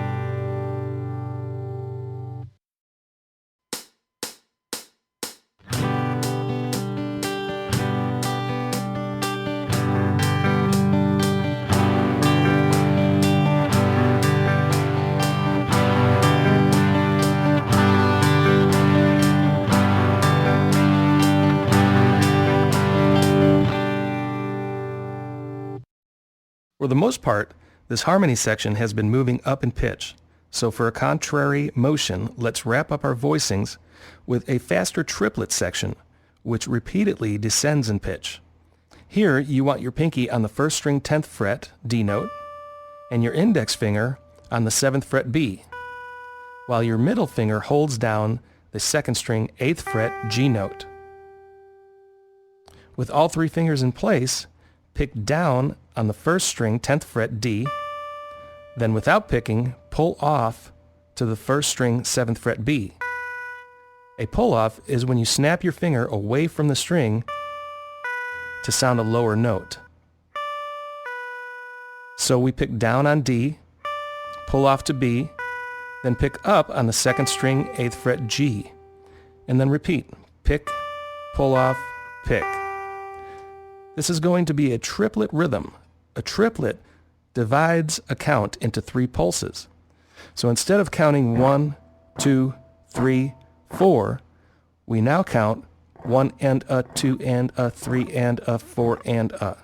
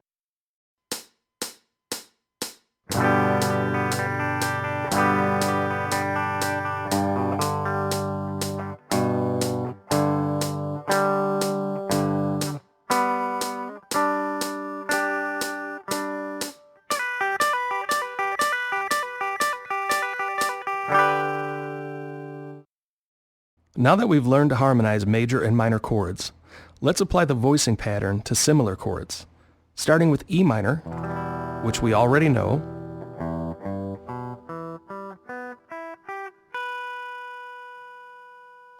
up to F minor, which will move everything up 1 fret from the E minor. The F minor chord is a bar chord, which means you'll bar your index finger across the 1st fret of all 6 strings. Then place your ring finger on the 5th string 3rd fret and your pinky on the 4th string 3rd fret.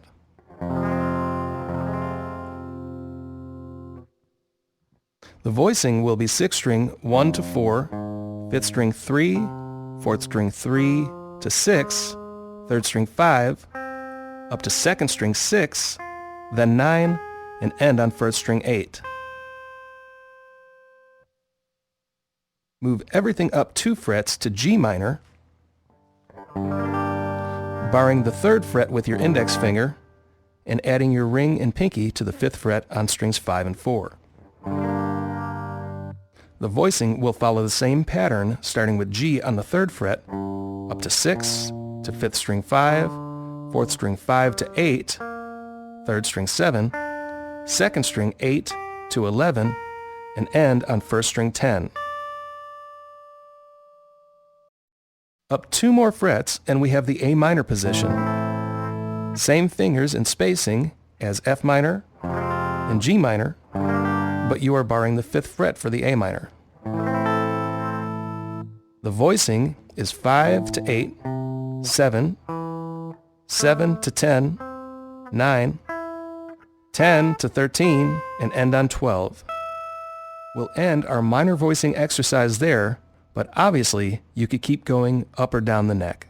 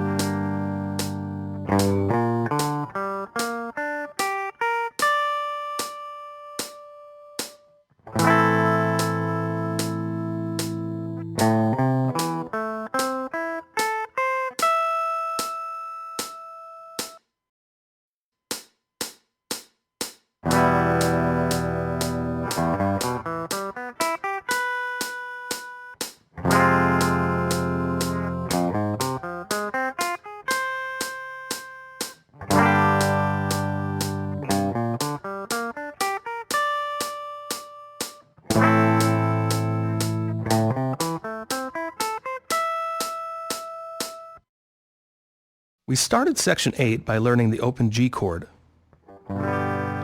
one with an open second string B note, and another variation using the D note on the second string 3rd fret. These were open G major chords. In the last exercise, we learned a G minor bar chord. You can also learn a movable G major bar chord as well. Start with the G minor that we just learned, but add your middle finger to the 3rd string 4th fret. By changing this one note, we now have a G major bar chord, and this is also movable up or down the neck.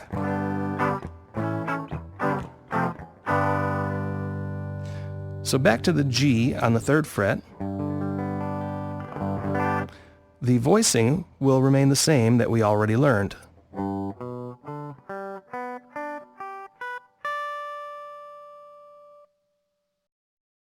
Move up to the 5th fret for A major,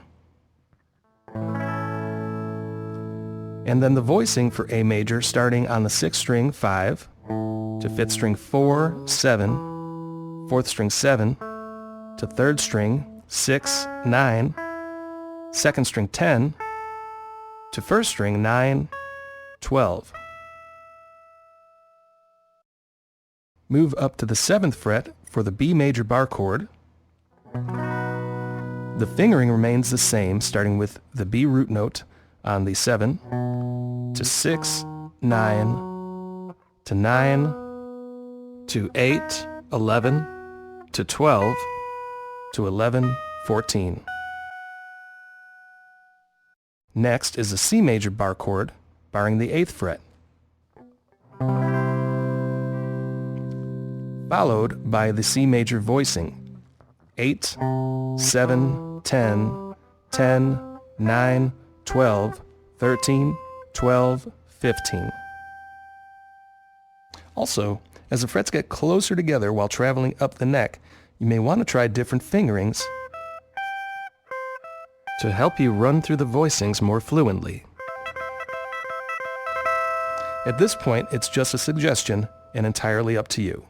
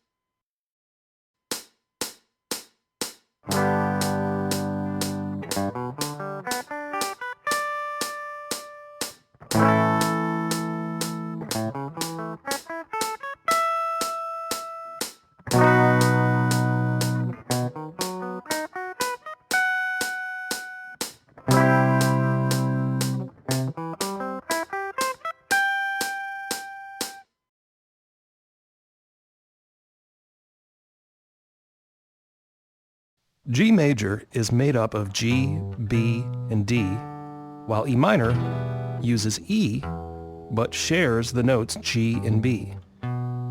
When we combine G major and E minor, we get a 4-note voicing. The lowest possible note to start with is the 6th string open E, then 3rd fret G. On the 5th string, 2nd fret, we have a B note, to the 4th string for open D, to 2nd fret E. The 3rd string open is G, to the 2nd string where we have a B open, to 3rd fret D. 1st string notes are open E, to 3rd fret G.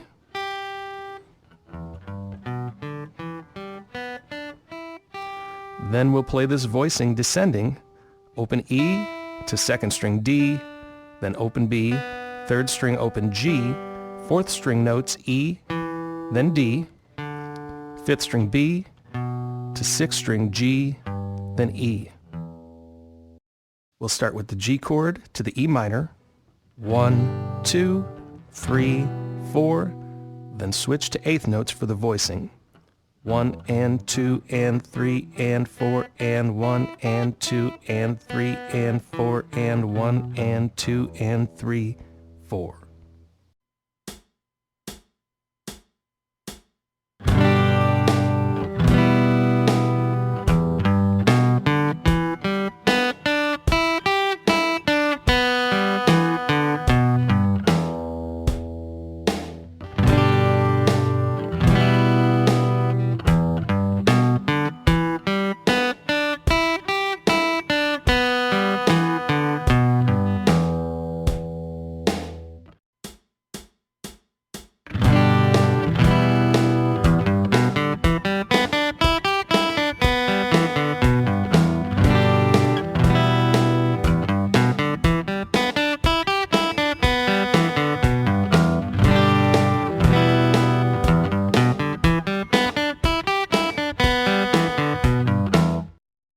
For our basic rhythm, strum the open G chord for the 1 count, hold for 2, then strum 8th notes for counts 3 and 4 and, then repeat 1, 2, 3 and 4 and, switch to E minor and play the same strumming or rhythm pattern. 1, 2, 3 and 4 and 1, 2, 3 and 4 and.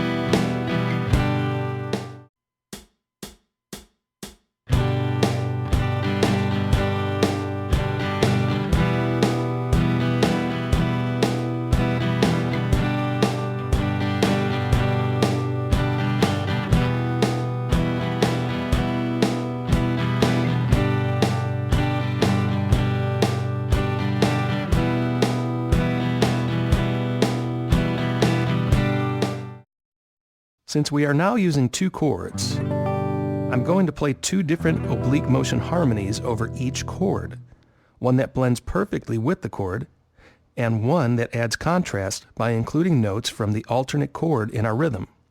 We start out with G for 2 measures, so for the first measure, I decided I wanted to blend the harmony. In other words, use only voicings derived from the G chord. Start with the 1st string, 3rd fret, to 2nd string open, 3rd string open, then 2nd string 3rd fret, 1st string 3rd fret, to 2nd string 3rd fret.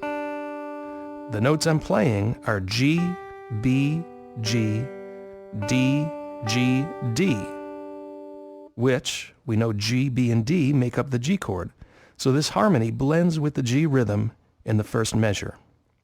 The count is a little different. We rest on the 1 count, which means we don't play anything, then come in with 8th notes on the 2. So the count is rest, 2 and 3 and 4 and. For the second measure, I want to add contrast to our harmony. So here I'll still use the notes G, B, and D from the G chord, but I'll also include an E note to give it a subtle contrast. Starting on the 1st string, play the 3rd fret G to open E, to the 2nd string 3rd fret D to open B, then 3rd string open G, back to 2nd string open B. The rhythm is going to be the same, resting on the 1 count and coming in with 8th notes on 2. Rest, 2 and 3 and 4 and. When we put it together, the first measure blends and the second measure has contrast. Rest, 2 and 3 and 4 and rest 2 and 3 and 4 and.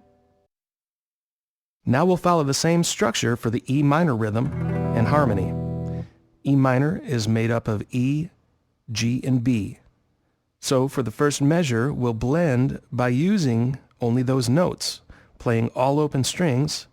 We have the first string E, second string B, third string G, back to second string B, first string E, and end on B. Rest, 2 and 3 and 4 and. To keep things simple, we'll use the same contrasting harmony that we played over the second G chord. First string 3, open, second string 3, open, third string open to second string open. Rest, 2 and 3 and 4 and. Altogether, we'll start with G, rest, 2 and 3 and 4 and rest, 2 and 3 and 4 and. Then when the rhythm switches to E minor, we have rest, 2 and 3 and 4 and rest, 2 and 3 and 4 and. Here it is with the tempo, first slow, then fast.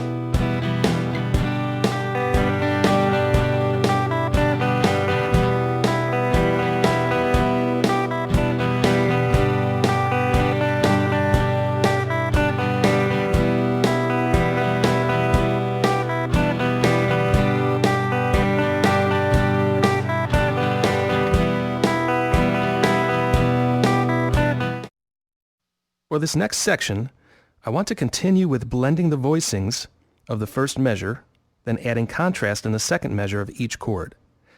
At the same time, I want the first measure to consist of a contrary motion harmony and the second measure to use parallel motion.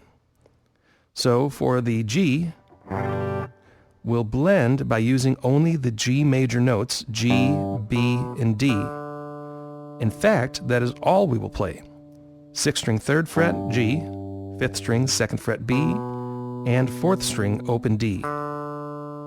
This is a contrary motion because the last harmony starts off descending in pitch, while this harmony ascends in pitch. We'll play this harmony with 8th notes beginning on the 1 count. 1 and 2 and 3 and 4 and.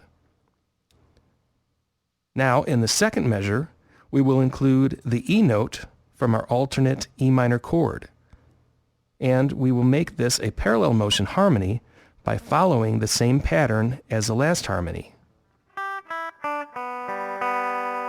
The difference is we will start on the 4th string 2nd fret E to open D, to 5th string 2nd fret B, to 6th string 3rd fret G, open E, and back to G. Rest, 2 and 3 and 4 and. So over our G rhythm guitar, we'll play 1 and 2, 3, 4, rest, 2 and 3 and 4 and. This will bridge us to the E minor chord. I want to blend the first measure, so I'll simply play the 6th string open E, 5th string 2nd fret B, to 4th string 2nd fret octave E. I'll pick this out as quarter notes. 1, 2, 3, 4. And over the second E minor, we'll combine the notes or voicings from both chords, E minor and G major, and play the same descending run. E, D, B, G, E, G. 1, 2, 3, 4, rest, 2 and 3 and 4 and.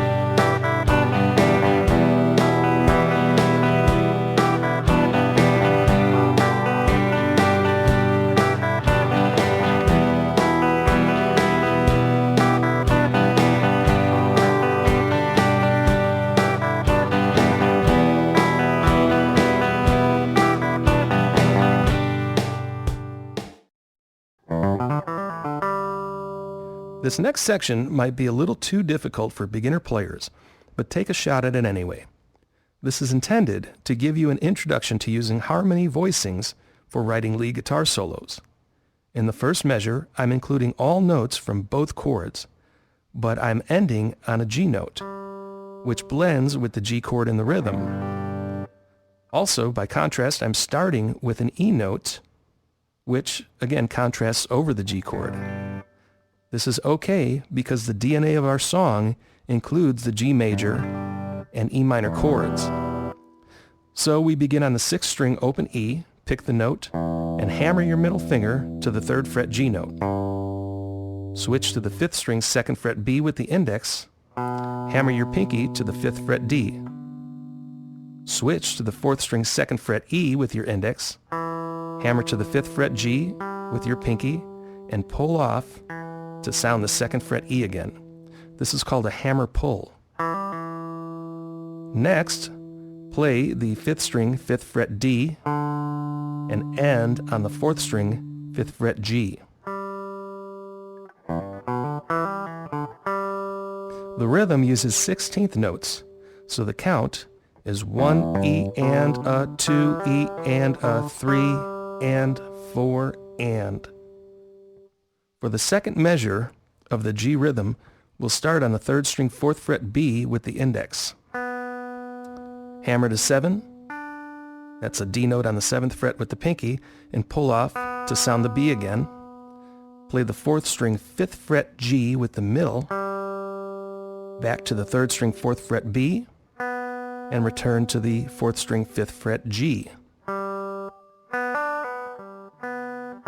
Slide down to the 2nd fret E, then back up to G. These are all 16th notes, but we start on the 3rd count. So the counts 1 and 2 are a rest, then come in on 3 E and a, 4 E and a. 1 E and a, 2 E and a, 3 and 4 and 1, 2, 3 E and a, 4 E and a. To bridge to the E minor from the G chord, simply slide down from the 5th fret to the 2nd fret E note. We'll hold this for all 4 beats. For the 2nd E minor measure, repeat the E note for the 1 count, slide up to the 5th fret G for the 2 count, switch to the 3rd string with a hammer pull from the 4th fret B to 7th fret D, back to B, then 4th string, 5th fret G.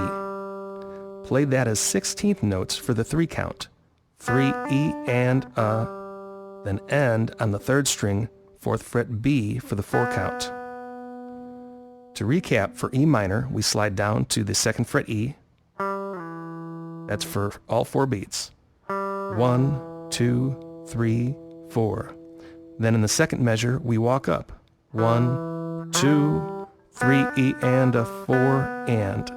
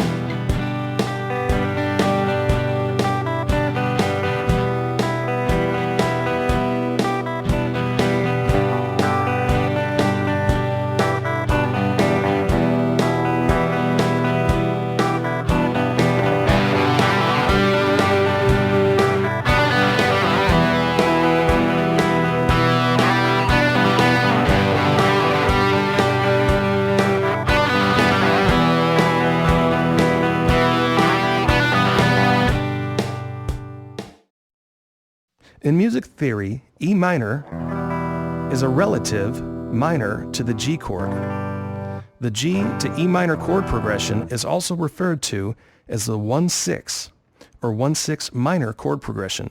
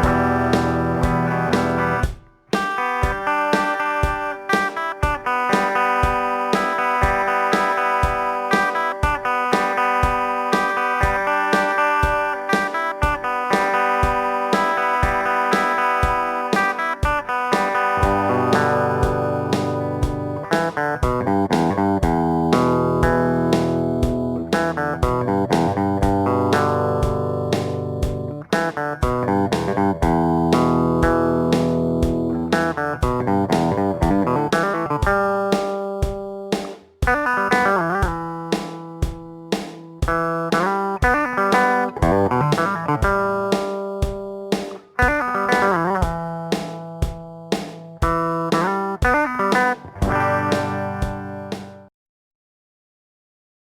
let's look at a different chord progression, G to C. This is also known as the 1-4 progression in music theory terms. Earlier, we learned the barred C chord up at the 8th fret. However, for this progression, we'll use an open C chord. First string is open, second string is first finger on the 1st fret, third string is open, fourth string is middle finger, 2nd fret, and fifth string is the ring finger, 3rd fret. We already know the notes that make up the G chord are G, B, and D. The C chord is made up of C, E, and G. By combining the G to C chord, we get a 5-note voicing, G, B, C, D, and E.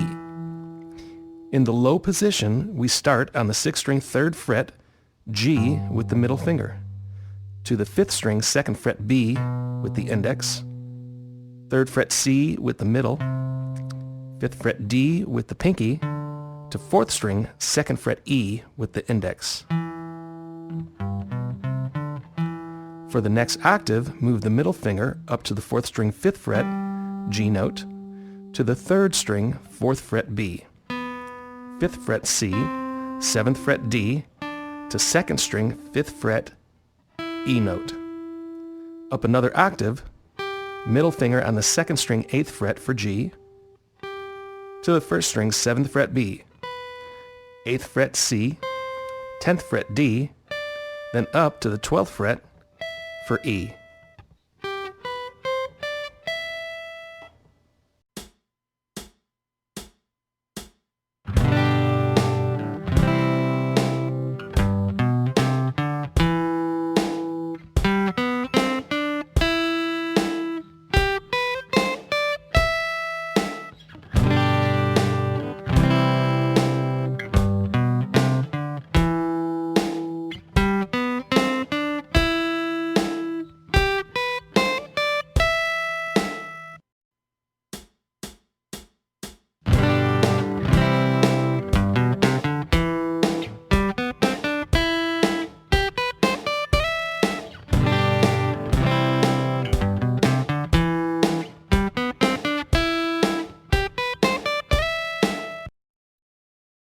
For our G rhythm, pick the 6th string G, 5th string B, then strum the remaining chord on strings 4 through 1, and let it ring out.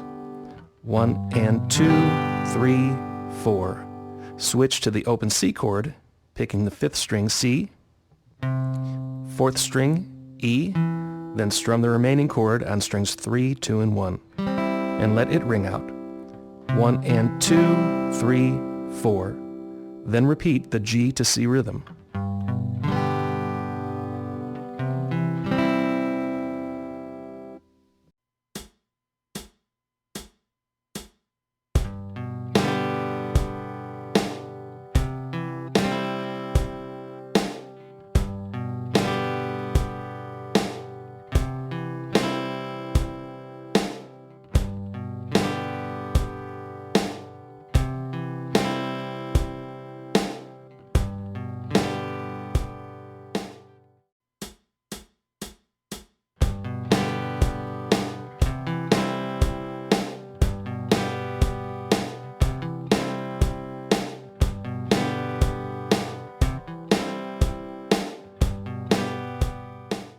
For our first harmony over the G, we will repeat a familiar section picking the 1st string 3rd fret, 2nd string open, 3rd string open, and 2nd string 3rd fret, 1st string 3rd to 2nd string 3rd.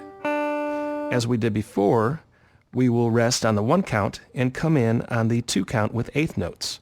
Rest, 2 and 3 and 4 and. This blends perfectly with the G chord, using only G voicings. Since the rhythm guitar is pretty basic, just 2 lead-in notes, then a strum, this harmony could be considered an oblique motion. However, if you want to get technical, since the first 2 notes of the rhythm guitar ascend in pitch, and this harmony descends, you may even call it a contrary motion.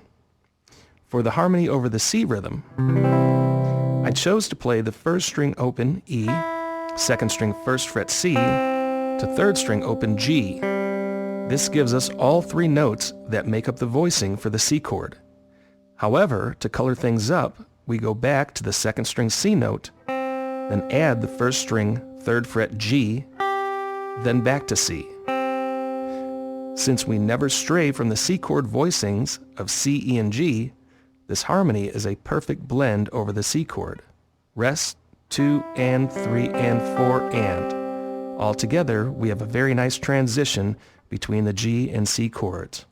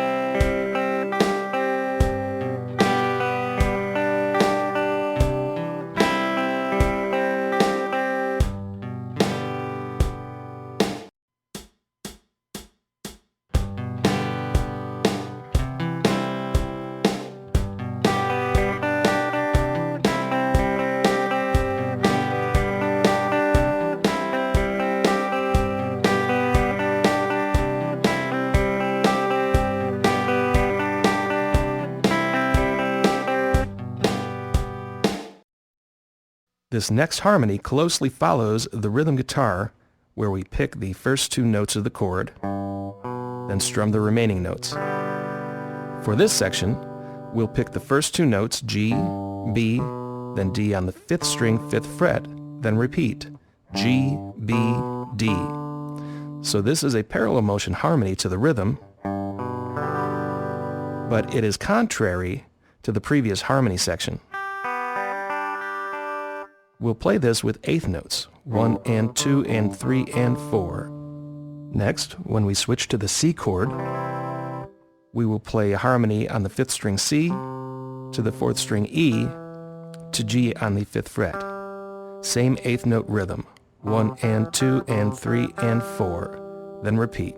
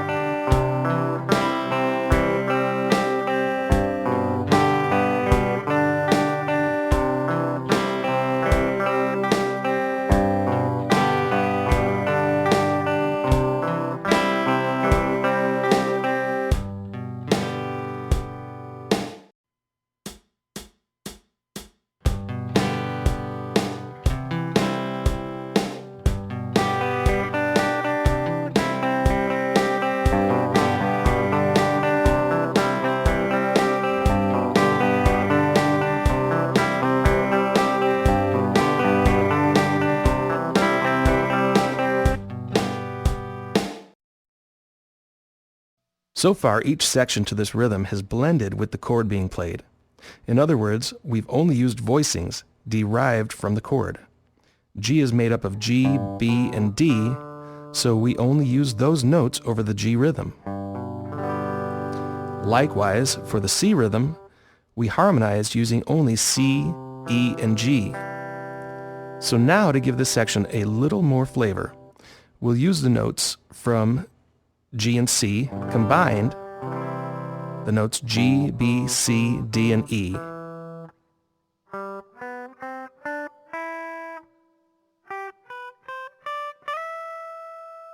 We're going to play this in our third octave position with G on the 8th fret of the second string to the notes on the first string, 7th fret B, 8th fret C, 10th fret D, and 12th fret E.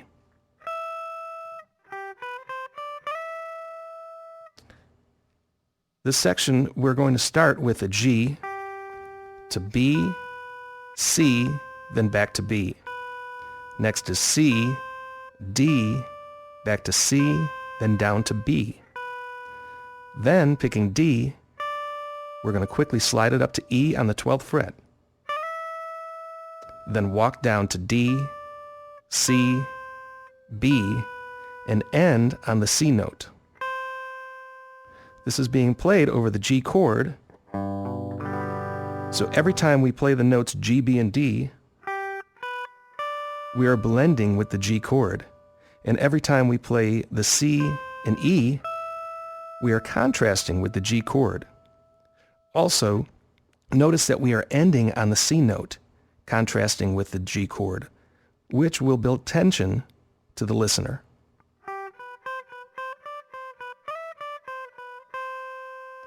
We are also speeding things up by playing with 16th notes. 1 E and a, 2 E and a, 3 E and a, ending on C for the 4 count.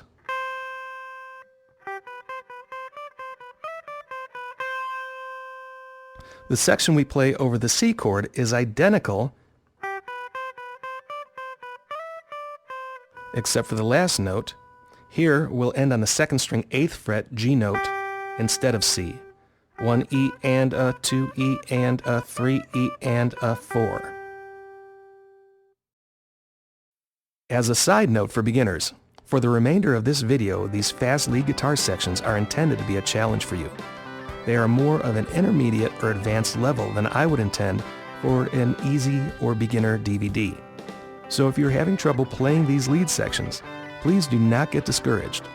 Think of these sections as a bonus to this easy DVD, and if you like, practice them on your own to build up enough speed to play them comfortably along with this recording.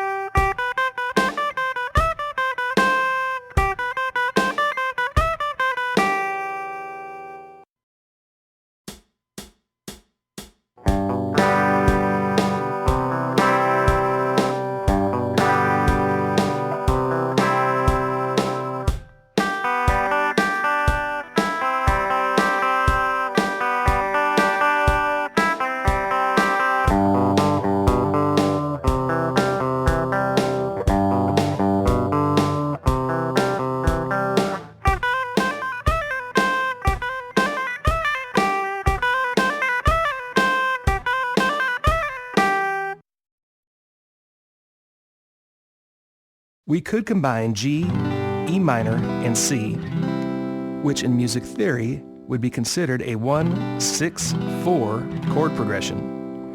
However, the voicing does not change from when we combined G and C. Even adding the E minor chord still gives us the same 5-note voicing of G, B, C, D, and E. So let's also add the D chord to give us some more options. I play the D chord starting on the first string 2nd fret with my index finger. To the 2nd string 3rd fret, I use my ring finger, and on the 3rd string 2nd fret, I use my middle finger, and the 4th string is open. You could use different fingerings to hold the D chord, but I chose this fingering because it flows better with other chords. For example, there is less movement when you use this fingering for D and switch to a C and back, or D to G and back. So that's why I recommend this fingering for a D chord. The voicing for a D chord is made up of D, F sharp, and A. Coming out of this open D chord, we have the 4th string open D note, to the 4th fret ring finger for an F sharp, to the 3rd string 2nd fret index finger for A. D, F sharp, A. The next octave starts on the 2nd string 3rd fret, middle finger for D, to the 1st string 2nd fret, index finger for F sharp, up to the 5th fret for an A note.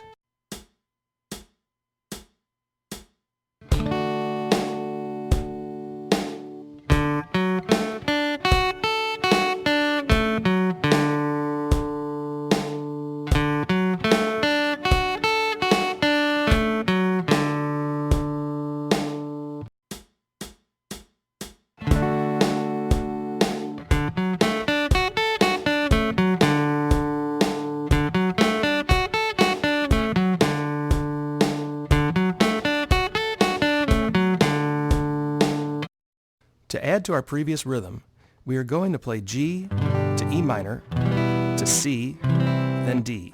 In music theory, this is called a 1-6-4-5 chord progression. Starting with the G, the voicing of all 4 chords gives us G, A, B, C, D, E, F sharp.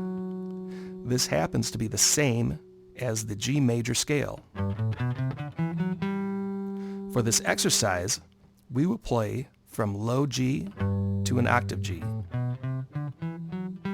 So starting with the middle finger on the 6th string 3rd fret for G, pinky to the 5th fret for A, to the 5th string 2nd fret with the index for B, 3rd fret for C, 5th fret for D, to the 4th string 2nd fret for E, up to the 4th fret with the ring finger for F sharp, and end on the 5th fret for G with the pinky. 1 E and a 2 E and a 3 and 4 and.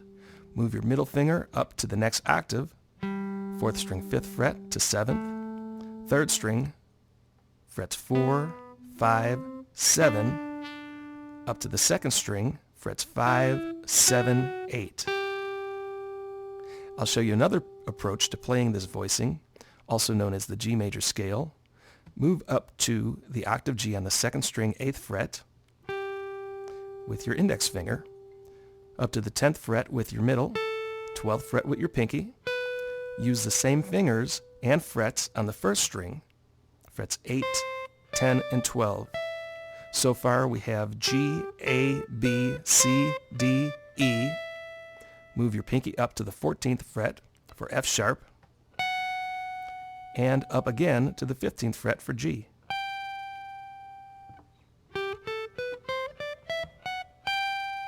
Now we'll play it descending, and I'll show you another alternative position for the same group of notes. Starting on the 1st string, 15th fret with your pinky, 14th fret with your ring, and 12th fret with your index, to the 2nd string, 15, 13 with your middle finger, then 12, to the 3rd string 14, then 12. Down an octave, to the 2nd string, 8th fret with your pinky, 7th fret ring, 5th fret index, 3rd string 7th fret pinky, 5th fret with your middle, 4th fret index, to 4th string 7th fret to 5th fret. Down another octave to the 4th string 5th fret with the pinky, 4th fret with the ring, 2nd fret with the index, 5th string 5th fret, 3rd, 2nd fret, to 6th string 5th fret, then 3rd.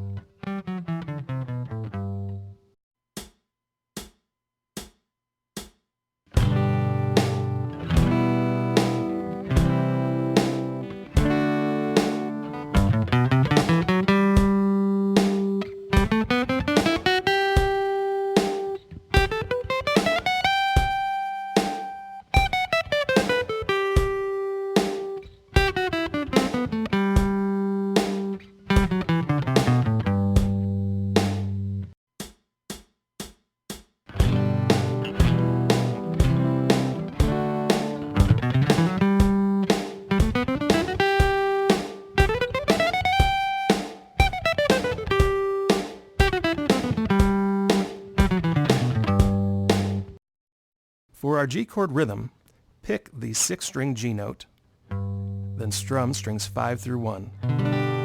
The count for each accent will be 1, 2, then strum the whole chord for 3 and 4 and. Altogether, holding the G chord, we have 1, 2, 3, and 4 and. Next, switch to E minor, pick the open 6th string E note, then strum the remaining chord from strings 5 through 1. 1, 2, then strum the full chord for 3 and 4 and. 1, 2, 3, and 4 and. When playing this rhythm, keep your index finger planted as you switch from G to E minor. Just lift the other fingers while adding your middle finger to the 4th string 2nd fret for the E minor chord. The next chord is going to be C, which is very easy to switch from the E minor. Keep your middle finger planted, add your ring finger to the 5th string 3rd fret, and move your index finger to the 2nd string 1st fret. We're going to pick the C note on the 5th string, then strum the rest of the chord, and apply the same rhythm as before. 1, 2, 3, and 4 and. Next is the D chord, which is also easy to switch from C if you're using the right fingers. Coming out of the C chord, your index finger moves from the 2nd string 1st fret to the 1st string 2nd fret. Your middle finger moves from the 4th string 2nd fret to the 3rd string 2nd fret. And your ring finger moves from the 5th string 3rd fret to the 2nd string 3rd fret. Changing chords may take some time if you are just starting out, so my advice to you, the beginners that is to find the easiest fingering and practice switching back and forth.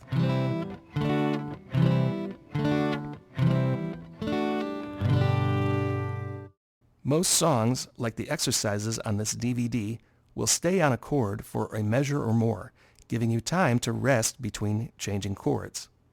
So back to our exercise. For the D rhythm, pick the 4th string open D note, then strum the rest of the chord. 1, 2, 3, and 4 and. Then repeat the rhythm starting with G.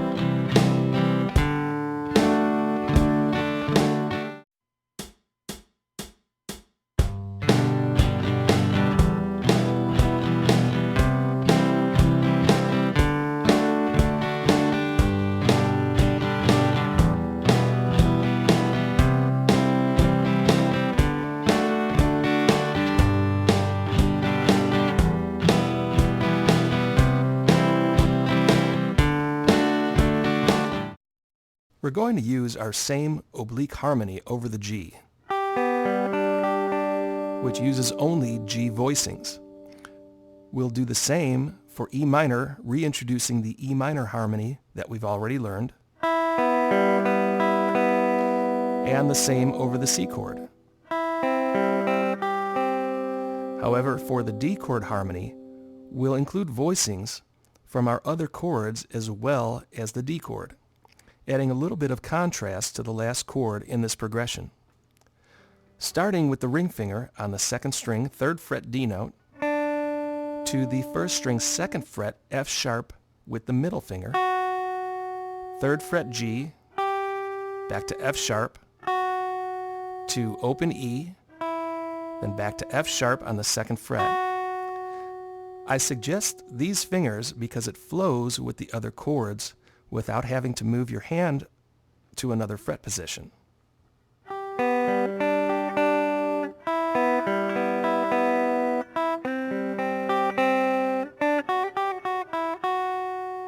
So over the D chord, we have the voicings D and F sharp, which blend, G for contrast, back to F sharp to blend, down to E for contrast, and back to F sharp to end on a blended note. For this whole section, we'll rest on the 1 count, then play 8th notes for the rest of the measure.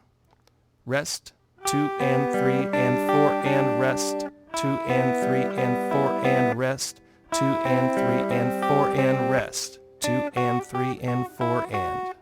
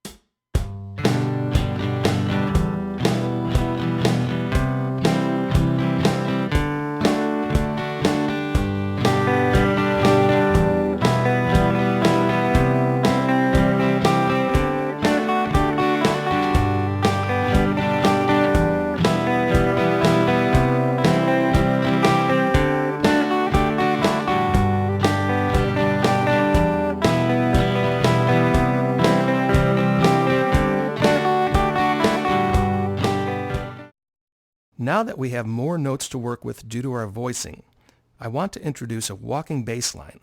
In other words, we are going to use our scale or our voicing to walk the listener to the next chord in our progression.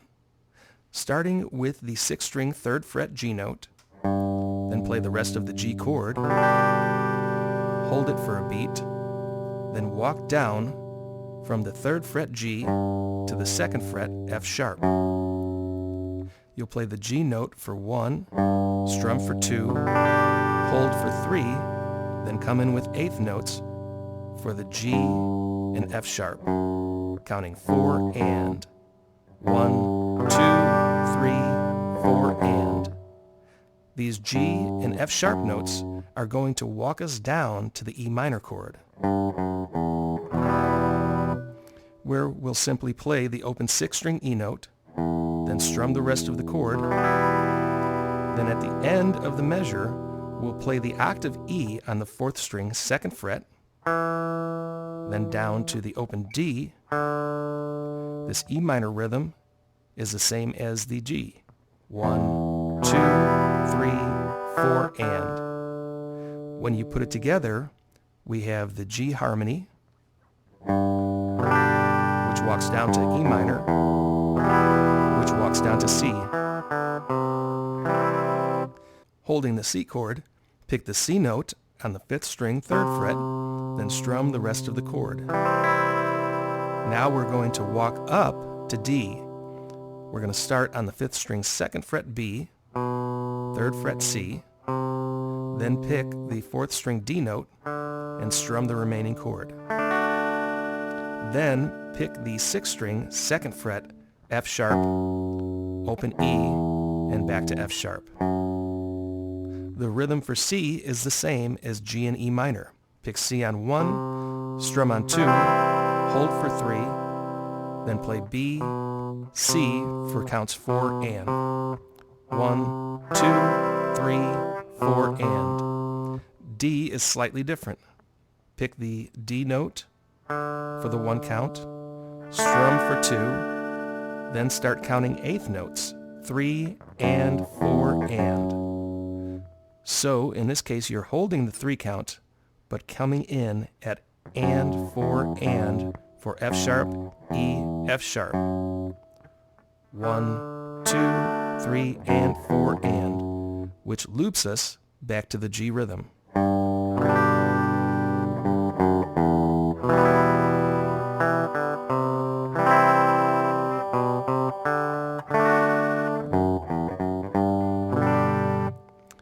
Each chord starts in parallel motion with the rhythm guitar, playing the bass note, then strumming the remaining chord. The walking bass note sections offer some contrast to the other harmony, but if you notice, it ends in perfect unison with the D chord, playing F sharp, E, F sharp, with one guitar playing the notes on the 1st string and another on the 6th string.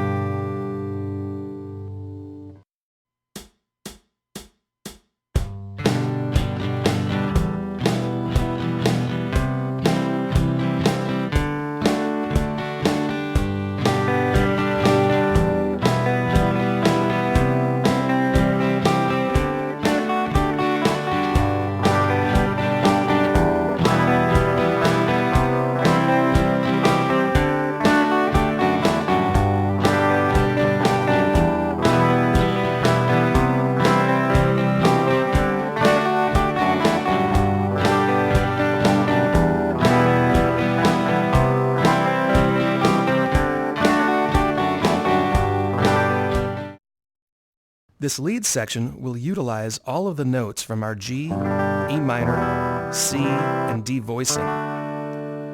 Over the G chord, we'll start on the 1st string 3rd fret with the middle finger, down to the 2nd fret, 3rd, 5th fret, slide up to the 7th fret, back to 5, 3, 2, then 3. So we're starting on a G note, down to F sharp, G, A, B, A, G, F sharp, and ending on G. So this part is very friendly over the G chord. There's so much going on that it is definitely a contrary motion to the rest of the music. Next, we'll play the same exact thing over E minor, but we'll swap out the last note and play E instead of G. So we're playing G, F sharp, G, A, B, A, G, F sharp, and end on E on the second string 5th fret with the pinky to blend over the E minor chord in the background. You can also substitute the open E note if you like. It's entirely up to you. Over the C chord, we'll make some changes. The first 4 notes are the same: G, F sharp, G, A, then go back to G, F sharp, to the second string, 5th fret E, 3rd fret D, to the 1st fret C to blend over our chord.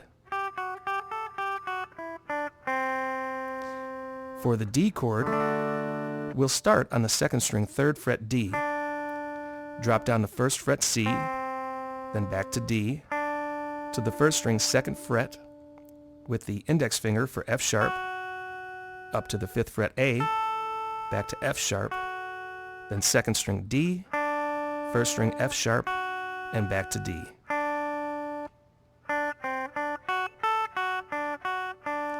Then repeat the lead section.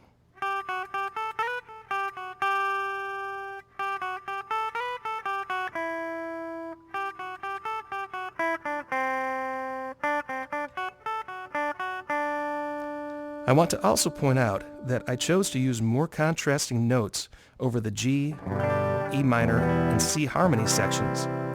However, when we get to the D chord, I only use one contrasting note. Remember, D is made up of D, F sharp, and A.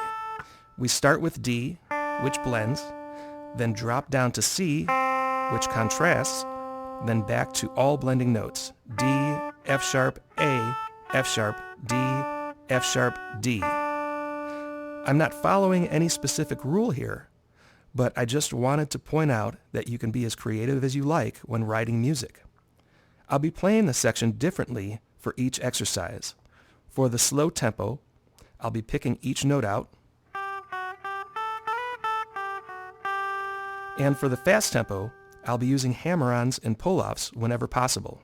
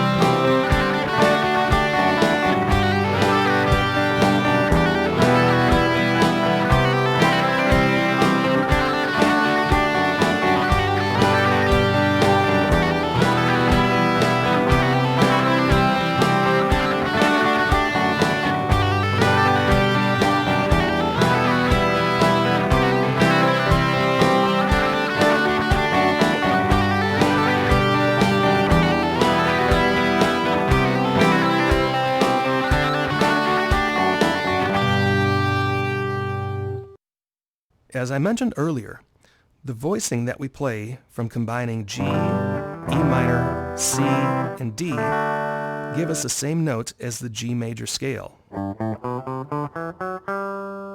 In a previous lesson, we played matching lead guitar a fifth interval apart.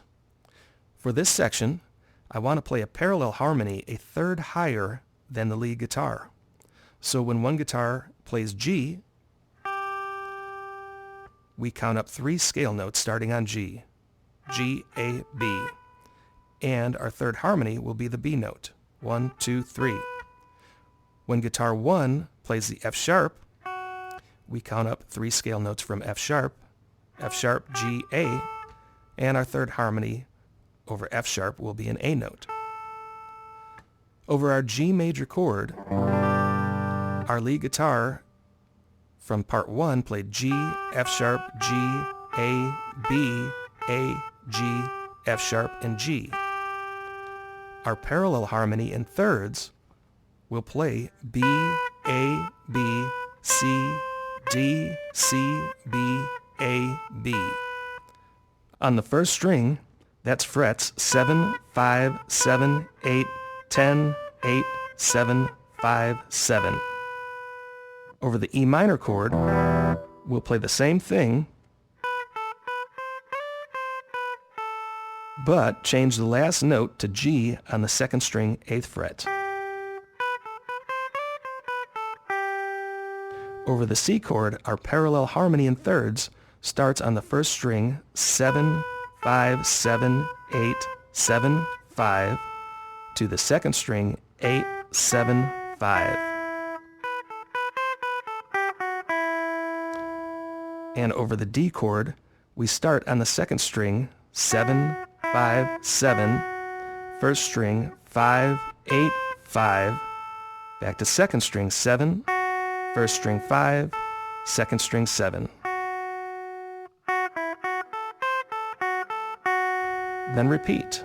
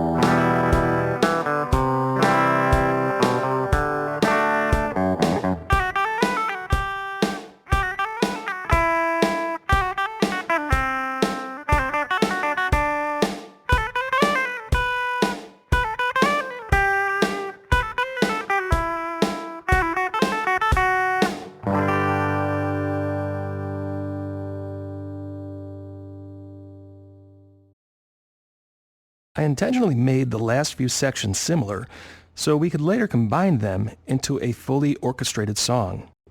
If we take the rhythm guitar from sections 9, 10, and 11, we have a song structure similar to popular music you might hear on the radio.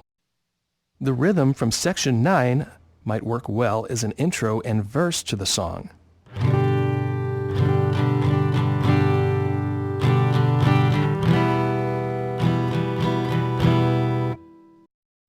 The rhythm from section 10 might work well as a bridge between the verse and the chorus of the song.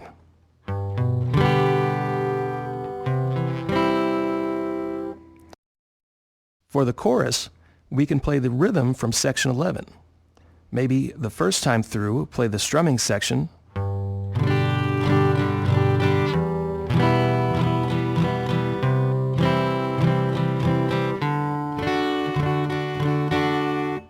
then the second time, play the walking bass line section.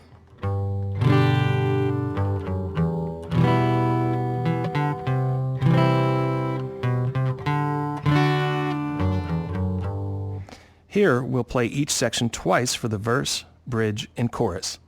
Once you get the hang of the rhythm, feel free to play the exercise over, adding harmony.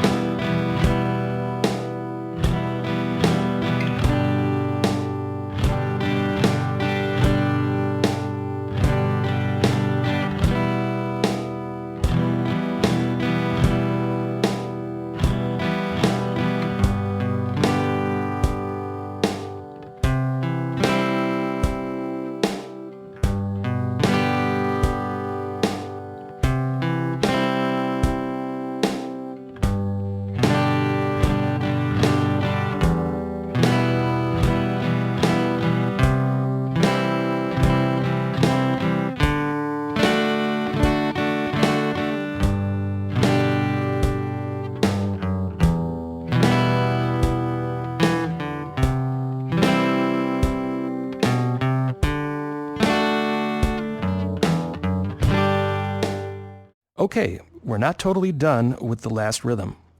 What would you sing or play on another instrument along with these chords?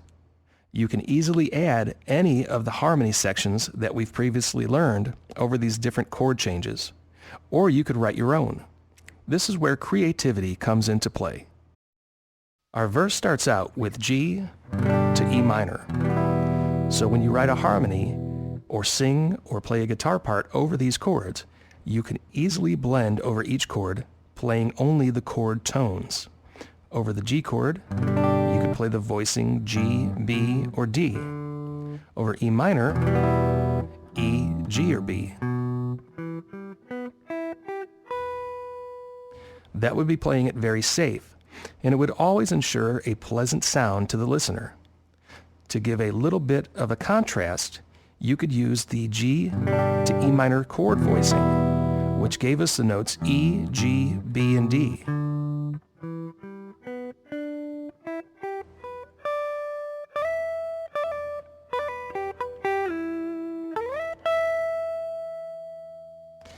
Thinking ahead to the bridge, we know that the next section of the song includes a C chord.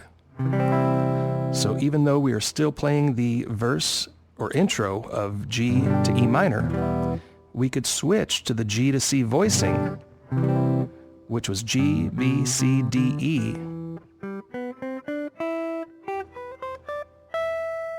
and build anticipation for the next section or the bridge to the chorus.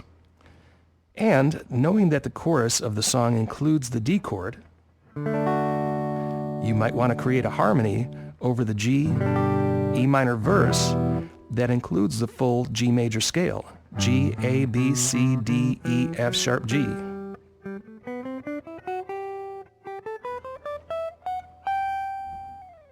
The choice is up to you. You may want to orchestrate the song so you use less voicings in the beginning of the song and increase the harmony voicings as the song progresses. In this next exercise, I'll play our full song using verse, bridge, and chorus along with the finger-picked harmonies from each section. You already know these parts, so we'll jump right in and play them along with our rhythm. You could practice along playing these parts, then when you get the hang of it, create your own oblique, contrary motion, and parallel motion harmonies to play over the exercise.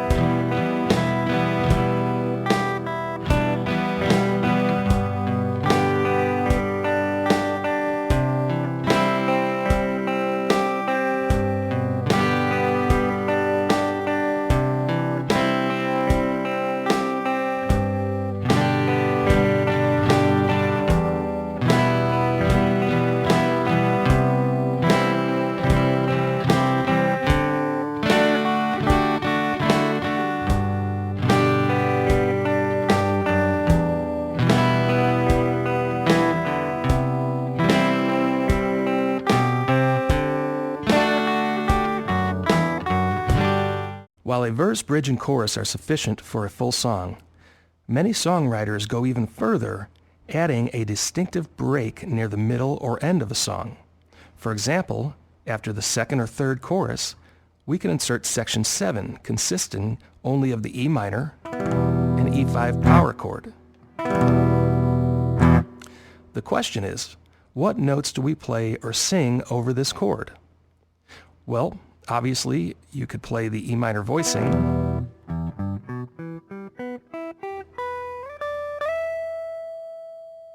at the same time, you may want to alternate between that and the voicings from the rest of the song, in which case you can borrow from the verse using E, G, B, and D.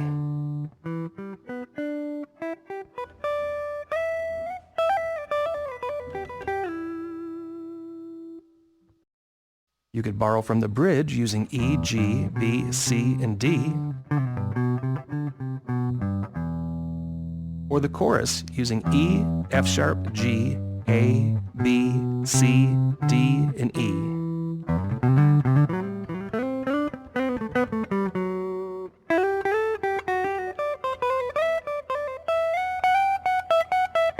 The choice is entirely up to you as a songwriter.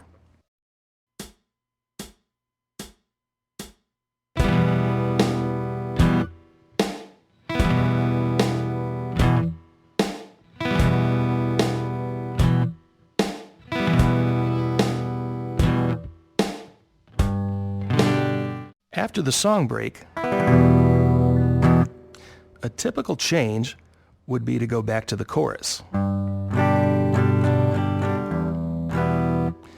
Then end the song with an outro. You might fade the chorus out, or just repeat one chord as an outro. For this section, I decided to reintroduce the rhythm from section 8.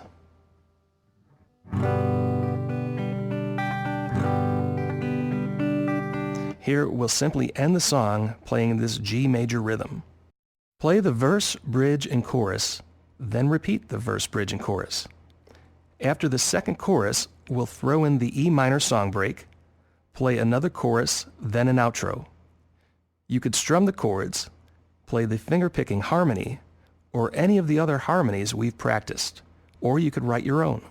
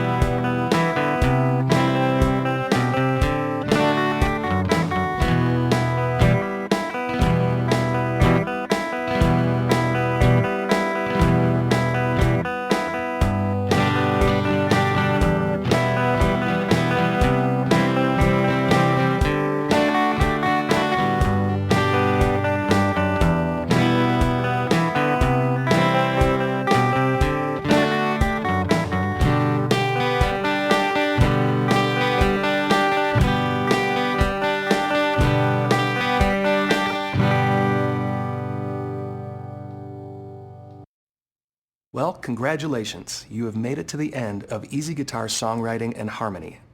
There is still a lot more that you can learn, so I will leave you with a few options. Every once in a while, it's good to refresh your memory and solidify your foundation. So from time to time, when you are feeling stuck, you might want to watch this video or a specific chapter to reinforce what you have learned.